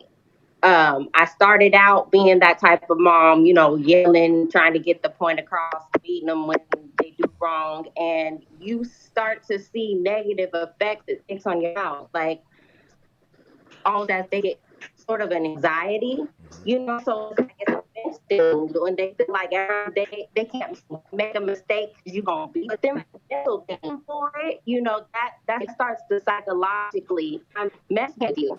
So I just feel like there's not one single answer for how we should parent our kids, but the excessive force that father showed to that little girl Trinity was ridiculous. If she does go out a man that goes and beats on her, she's gonna be the first one talking about, oh, you got a man to beat on you, and look at how you treat her. That's the bar. That's real. We're conditioning that behavior. So whether she's aware of it or not, subconsciously she's gonna go get a man that treats her the exact same way, and put that upon her kids unless she's able to see that and break the cycle. And that's how it continuously perpetuates. Hold on, baby boy. One. You gonna go hit her? No. She ready for that whooping. Let me step outside. So, yes. So that's just really how I see things as far as, and I found the best way for punishment. My kids nowadays, my big girls, I make them hit the planks. Get some discipline, So it's like you can't be everything. I don't feel like that's the answer. I feel like too often in our Black community, that's the first answer we run to. That's Okay. all. Yeah, that's right. We gonna let you go because we got a little feedback. But thank you for your advice and thank you for your feedback. And you go on the episode, girl. Hey. Thank you. Hey. All right, peace. We'll talk to you later. I agree. You can't. I think because I've seen people beat their kids for some of the smallest things, annoying. like, you know what I mean? Like, where's your jacket? You left your jacket at school. Beat down. Like, what? Like, it just be to me like insane that everything is a damn whooping. Some parents don't have the capacity to communicate. Well, and let's make sure that we're that we're clarifying this conversation for the people that are just listening. So we're condemning the IG live video. That was abuse. Of course. So we're not talking about whoopings or beatings right now. I was just talking about what she said as far as discipline. But I know. I'm just trying to catch everybody up. So that, it was totally wrong. Totally condemn it. There's no place for it.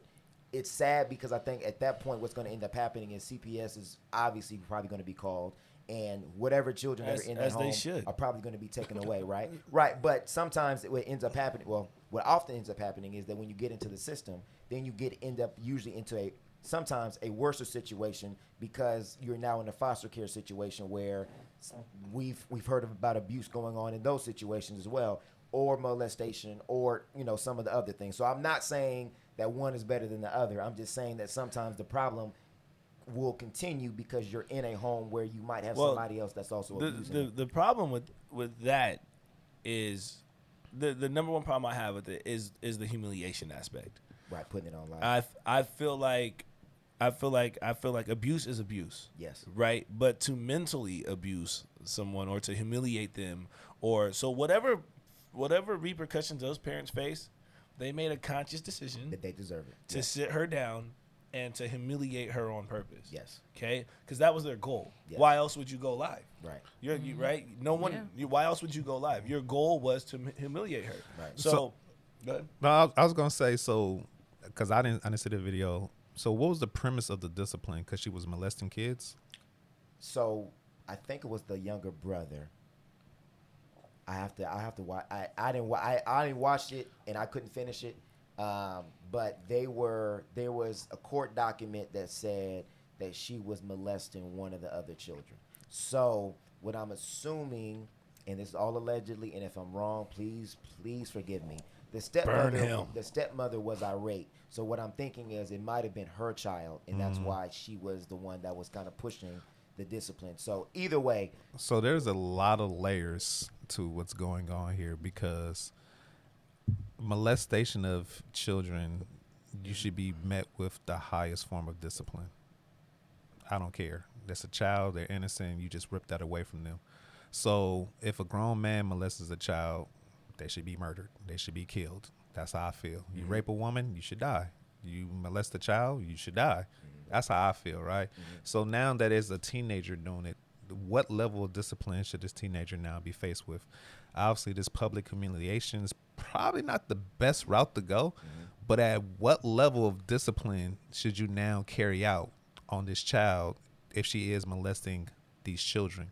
Right. Because now she just scarred children for the rest of their lives. Right. And That's why those are two what different consequences now must she face? Right, but that's why I feel like those are two different conversations.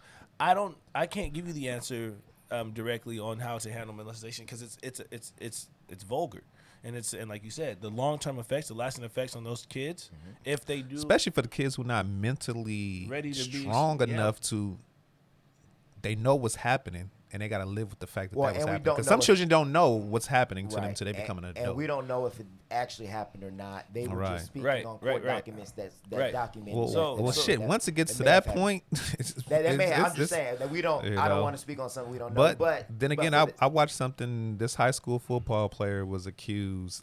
Damn, it's on Showtime. He was accused of molesting 2 boys at his daycare, and he went to prison in the whole 9. And he got out because he was falsely accused, but that's a serious offense, and he was about to do 25 years. But I mean, as I said though, like the punishment for the crime is one thing. Whatever she did, right? If she's smoking weed and you don't allow her to do drugs, there's gonna be a punishment that comes with that, right? But my biggest problem is this. My biggest problem is when you purposely humiliate her, because the same effects that those kids have with the molestation, now you've burdened her with those effects. She's not going to go anywhere without anyone picking on her about that or making fun of her about that. Those are going to be deep scars of depression. Those are going to be deep scars of insecurity. There's going to be deep. You understand what I'm saying? Like, it's unacceptable to try. Why humiliate her online? Why? To me, the humiliation for the life of me, online. I can't fucking get it. That's crazy. I don't get it. So let's make this a little personal. You have twins, right? You probably have younger cousins, right? Let one of your twins come to you and say, such and such cousin touched me inappropriately, Dad. What would be your response to that?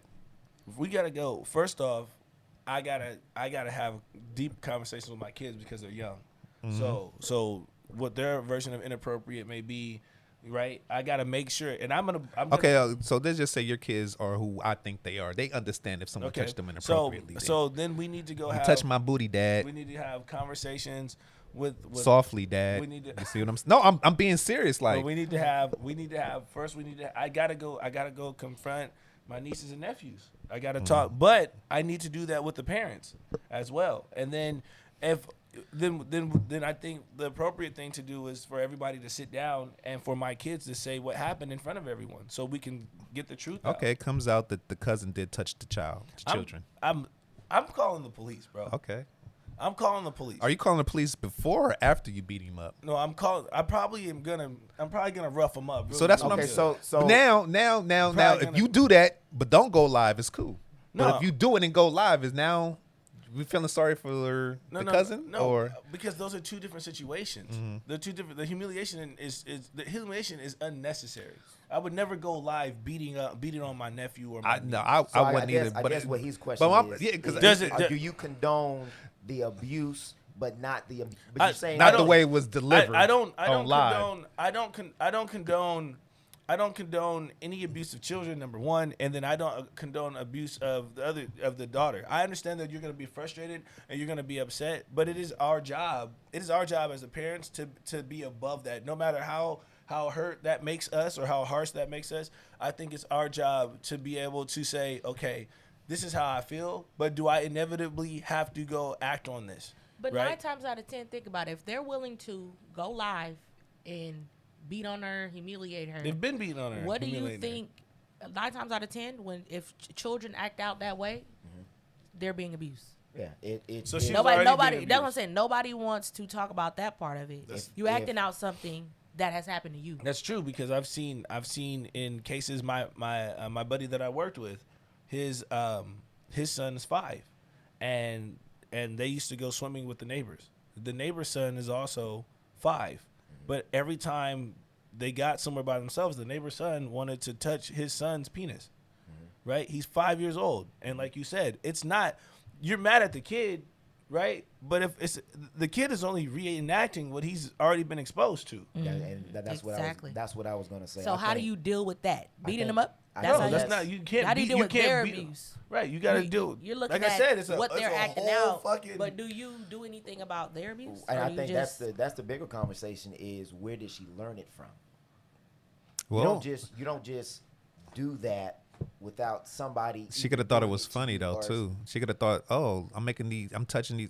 Trust me, growing up in inner city, you hear about stuff like Every cousins scenario, playing huh? hide and go get it. Come on now. Well, I'm just saying, but somebody would have cousins to- playing hide and go get Somebody it. would have to show you that. Nah, that no. I You think get it's exposed more. to I that. think It's just being more- exposed to Friends, the your friends got to learn it from somewhere though. Well, and that's what I'm saying. it's So passed down. Nah, I like So- I like a girl, so we gonna go play hide and seek. But then hide and seek turns into I like the girl, I find her, and now we doing some stuff. but that's different than a brother and a sister. No, but what I'm trying to articulate is that if you're playing this game with a whole bunch of other children, and y'all all are trying to hide and find stuff, it's bound to happen.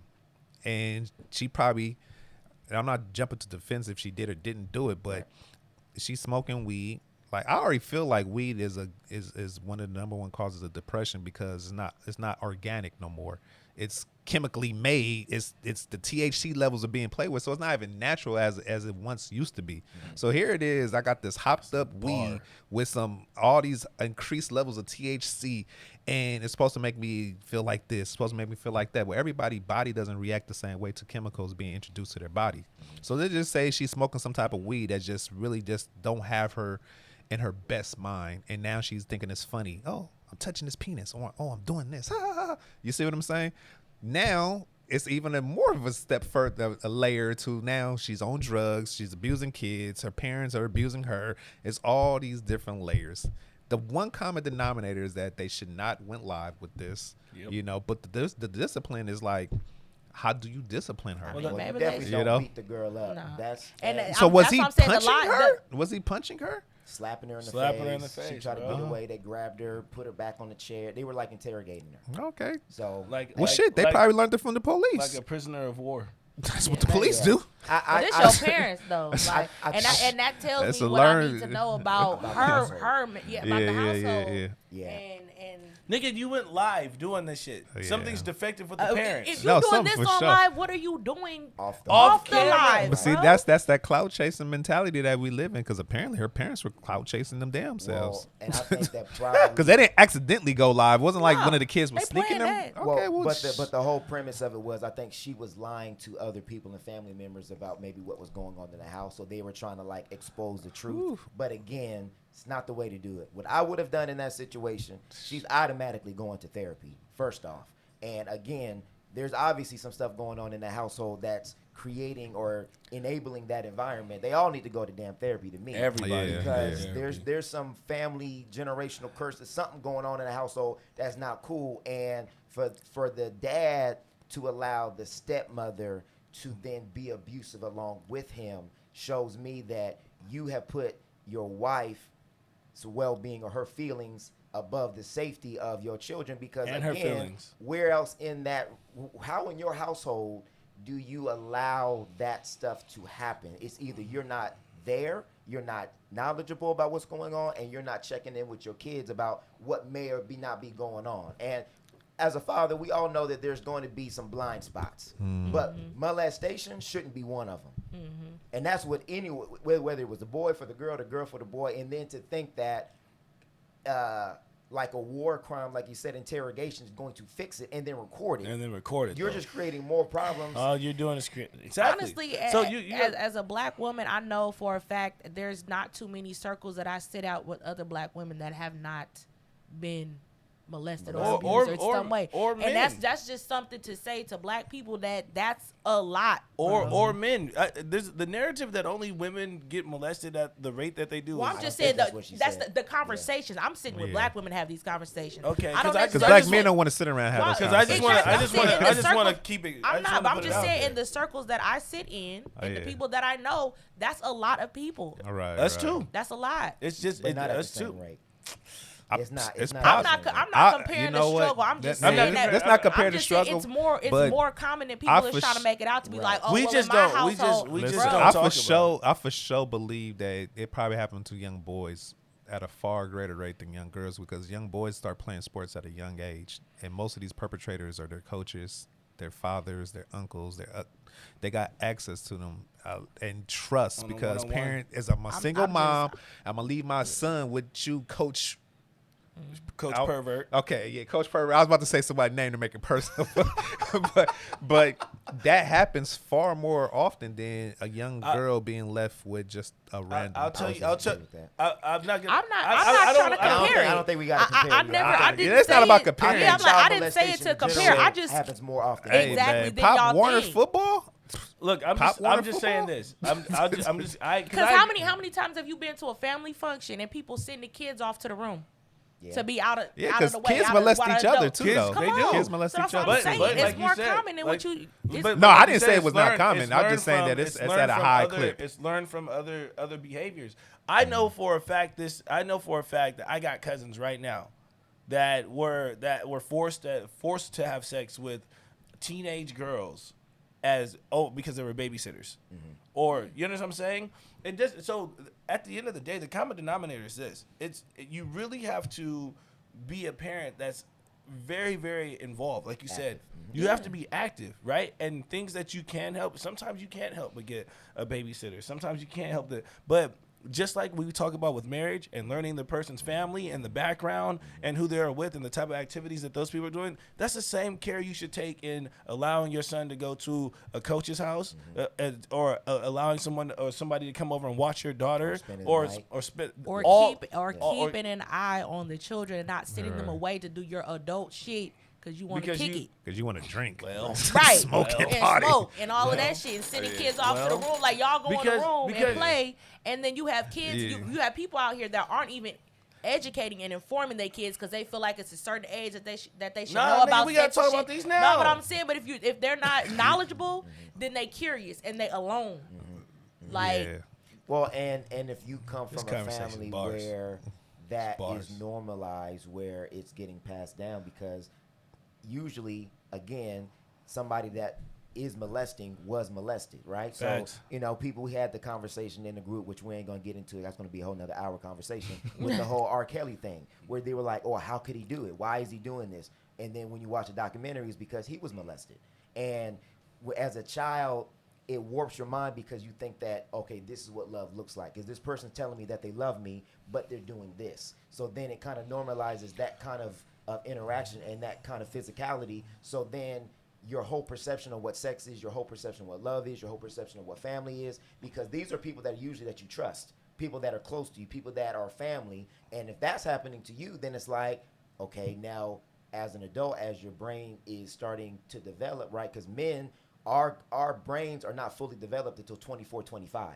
So you're talking about this happening to a 10, 11, 12-year-old person where they are continually developing, and it's like, okay, I can see, and I'm not saying that it's right, I'm not saying that it's justified, but I can see that if somebody was molested, I can see how they can think in their mind, or they can justify that, okay, this is normal. Because if it happened to me, then this is the way that you love somebody, so I'm going to then do this to somebody else. It's not right, but we gotta have a black conversation families on have how to to have break that these conversation, curses. because there'll be time, because we've been in families where you've seen your grandma say, don't go over to Uncle Something's house, or don't be sitting on his lap, or don't be doing this, don't be doing that. Man, my and daughter then can sit on we have to nobody's lap. kind of decipher My that, son like, either. okay, What that mean? And then when you get older, you like, oh, now I see it, because I see him doing some See, weird stuff. but see, the don't go over there should come with an explanation instead of trying to hide that person in the family Right. and make it. But see, that's the problem. Stop making people break I don't bread even want with I'm, abusers. I'm not even facts. So, like I said, when you got to look at your total person, you got to look at everything that goes into the people that you surround yourself with. If you're around a person that's been molested, you have to. There's a certain way that you have to deal with those people. You have to address it. You have to address it, right? You have to treat those people in a specific manner, right? I wouldn't let my children be babysat by someone that has those issues, right? And they're not dealing with them. You understand what I'm saying? And it's not because I want to say that you're not good enough for the job. It's just because I don't want my kids exposed to certain things. And I, as a parent, it's my job to make a decision whether you agree with how I feel about my kids or not. Whether you think I'm being racist or I'm being sexist or I'm being however you feel. It's my job to raise my kids to the best effort of protection I can provide them. Well, and that's it. it. At the end of the day, you got to treat them like they're sick and you need help. Facts. Well, so it's the conversation is interesting because at one point does the uncle get to reconcile or the cousin get to reconcile from their prior transgression. Doesn't mean there's going to be a repeat offender, but let's say this uncle gets help. You see what I'm saying? Why us as a people will carry that till they die? Like, well, he touched such and such, don't you know? Because that's what we'll do. We will literally carry that until that person dies. You, You see know what I'm why, saying? Art? Because those people. No. Hold on. People that were the Nah, victims. but see, carry because that. we grew up in a community where we want to be a community. I'm doing air quotes for those who just listening. We grow up in a community, but we don't really want to be a community. Like, we really don't want to help our people when they do fall, because let's just say this uncle, cousin, auntie, whatever, has a relapse. They touch a kid, and we just want to just villainize them, like But then let's just say we help this auntie or uncle go get some help that they obviously need so they could rehabilitate themselves. You see what I'm saying? And they go through the rehabilitation process, and now they come out on the other side. Why do we still now alienate them? I think that what your concept is that you're talking about is what we're doing in our generation. Right, because right. the older generations, they didn't care about counseling. They didn't care about therapy. We didn't talk about mental health. and so We the first generation that's but doing see, it. we talk about it, but we still don't even go do it though. Well, I'm not. I think we talk about mental health, and I don't need to know your background, none of y'all background. When's the last time one of y'all had a counseling for anything? Last year. Last year. What about yourself? Last year. Last year. You. So you see what I'm saying? So y'all did it, but do y'all ongoing do that every quarter? I need to get touched up. You know what I'm saying? I need to get my mental right. And these are things that these are conversations. See, we invest in all these. Like Charlemagne. Listen, fuck Charlemagne. we invest all of our resources into becoming a better person instead of investing. I mean, we lack on investing into us becoming better mentally. Like, I've been through a lot in my life, but also put myself in position to get, blessed mentally as well. And then we also got to stop that narrative that women mature faster. Men, that's bullshit. I was a father at 17. No, I'm saying the brain develops. Listen. You can look it up. I don't care what that research shows, because I'm speaking from my own personal experience. But we always telling young men that women mature faster than them, that develop faster than them, and this is why our young boys are so far behind, because we've been coddling them since they were young and telling them that, hey, your brain's gonna take some years to develop. Motherfucker, 24 years old. And don't know right from wrong, because research says we speaking that over our lives. No. That's not what Listen, I'm saying. what was you doing at 24 years old? I had a baby at 19, so I was being a father. So you was being a father. So your brain had to realize that I need to man up. I need to grow up. No. So I think I'm saying your brain is not fully developed. No one's brain is ever fully developed. I think maturity and your brain fully developed. So when does our brain fully develop? That's science, bro. Because you know why? Because it doesn't never fully develop. Because someone that's living is constantly learning. That means your brain, your capacity is constantly growing. Once you stop learning and once you stop growing in your brain, guess what? You start to slowly die. Is your brain developed tied to your ability to learn? Yeah, it is. That's why children learn so quickly at a younger age, because their brain is constantly developing. But their brain isn't fully developed, right? No one brain fully develops. Okay. You about to look it up? All right. We can. I want you to look it up. Does the brain fully develop? I'll look it up while we. Yeah, look that up, because the brain doesn't fully develop, man. And the whole thing, this is why young women get molested, because we're telling them that they mature quicker and they're ready for this. This is why they was getting married at hey, man, do your research on that thing. So hey. sexually being ready to have sex is tied to their brain development? Is that what we're saying? I said maturity. We say young women mature faster. Neuroscience are confirming what rental places already figured out. The brain doesn't fully mature until age 25. Up until that age, the prefrontal cortex, the part of the brain, helps curb impulsive behavior. It is not fully developed. So the brain is not fully developed at 24. Is that what that said? Up until 25, and that's when it starts maturing. So which one is it? Maturing or developing? You asked me to read it. It said maturing then. It said matures. It's not fully mature, which is developed up until 25. So wait, you just said mature and develop are two different things. Now they're saying it is. No, your level of maturity. You can still be. Nobody's saying you can't be mature, but there it is. Still scientifically, this is the part of the brain that handles your impulsive behavior. So that's why when they say. So when you're 50 and you still got a bad impulsive behavior, then what does that mean? You ain't mature. That's not. Yeah. Okay. You can have a tool. You just might not know how to use it. Hey. Come on. Hey. So, all right. So we're gonna get to our since Ronnie's back. Trash Ragio's AF. back. Ragio. I mean, we already talked about. We already know who trash, but yeah, you can reiterate. Let's get to it. Hold on. Let me get my air horn. These niggas are trash, bro. I swear to God. A little loud. We have to turn that down. Good mix. God, mix. Yeah, I have mixed that down. There we go. That's better. Trash effect. Let's go. Well, my trash as fuck was gonna be Skip Bayless. It still is Skip Bayless. But I also want to give trash as fuck to everybody who thinks mental health is a joke. So this is a group trash as fuck for all you trash as fuck people out there that feel like life is but a dream. And it's not. It's your trash as fuck ass. If you're making fun of people with depression, like you guys did when what's his name? That just came out with the pills. Yeah, Stanfield. Like and you're making fun of people like Dak Prescott. People dealing with depression. It's a serious time, man. This pandemic is killing people. Coronavirus is real. COVID-19 death count is 195K. I'm not saying that COVID-19 did it all, but it did do something. And people are losing jobs. People don't have work. People are missing food. It's trash as fuck out here when people are making EDD scams. Your trash as fuck ass is probably the one making them.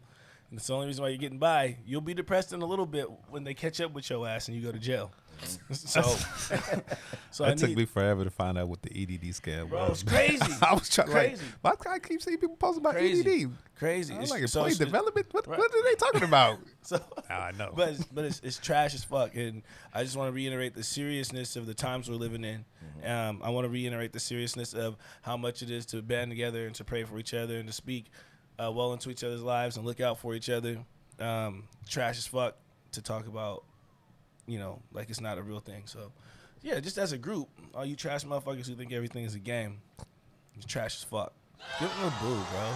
Give them a fucking boo. Oh, that's for Mari. People who go to Mari are also trash as fuck. My barber, every time I get my hair cut, he got Mario. I know that's it. All right.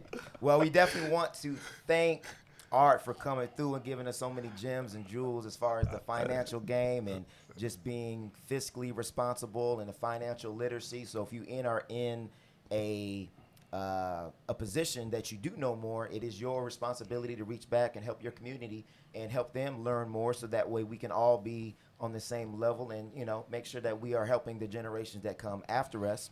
We definitely want to make sure that we give a special shout out to those that are fighting the good cause as far as mental health, as those that are fighting through the depression and all the things that they're going through, because this is Suicide Awareness Month. We want to make sure that we are bringing awareness to that. You are not alone. If you need to talk to somebody, talk to somebody. Like Art mentioned earlier, that we not only need to go to therapy once, that if you need to make that an ongoing thing, cars need maintenance every 3,000 to 7 miles, right? So we should make sure that we have maintenance on our mental as far and as often as we can. So we will put down the suicide hotline in our comments. If you need to call. If you need to comment. But make sure that you do reach out to family or somebody that is within your community that can help you get through these things, because we do not want to see you lose your life over something that is sometimes a temporary situation, right? And sometimes we feel like we can't get out of it, but God will put somebody in your life to then minister to you and help you get to where you need to get to. Right. So let's start depending on our family. Let's start depending on our friends. Let's start depending on our community. And let's be open to somebody expressing and being transparent about what they're going through and not shame them or dismiss whatever they're going through. You may not understand what they're going through at that point in time, but it's not for you to understand. It's for you to empathize and make sure that you're listening to them so that way they don't feel like they don't have anybody. If you can't get out the way, don't be a part of the problem. We need to be a part of the solution. And just remember, when you guys are out there in your depressed modes thinking about taking your life, think about all the people that you're going to affect. And the children and nieces and the nephews and the uncles and the moms and the dads that also get into suicide mode. So if you love people like you say you do, make sure that you preserve your life in the effort to preserve the ones that you love. Absolutely, absolutely. All right, guys, so we're going to let y'all go. Make sure that if you are listening via Apple Podcasts, leave us a review and a comment. We will read it on the next episode. And for those that are listening, like, share, comment, subscribe. If you're watching via YouTube, like, share, comment, subscribe, hit that bell so that way you're notified any new episodes or any new videos that we post. And we love y'all. We appreciate everybody listening. Again, we want to thank Art for coming in here. Came all the way from the Bay Area, or Fairfield, right? Yeah, I came from Fairfield. Fairfield, He okay. flew But in he's a from the helicopter. Bay Area. He flew in a helicopter. Right? And, you know. Oh, and shout out to Photo B, right? So he's not here with us today. Why? Why is he not here? He's not here because he was on business. He was on business, and he wanted to be safe and make sure that he quarantined before he came here. So shout out to Photo B. I know Raja wanted to say this earlier, but he is probably one of the most, if not the most talented photographers out here in Northern California. Go check him out. Shout out came, and bro. we'll make sure that he will be back next show. Yes. We can zoom him or something. We out. We out. Peace. Let's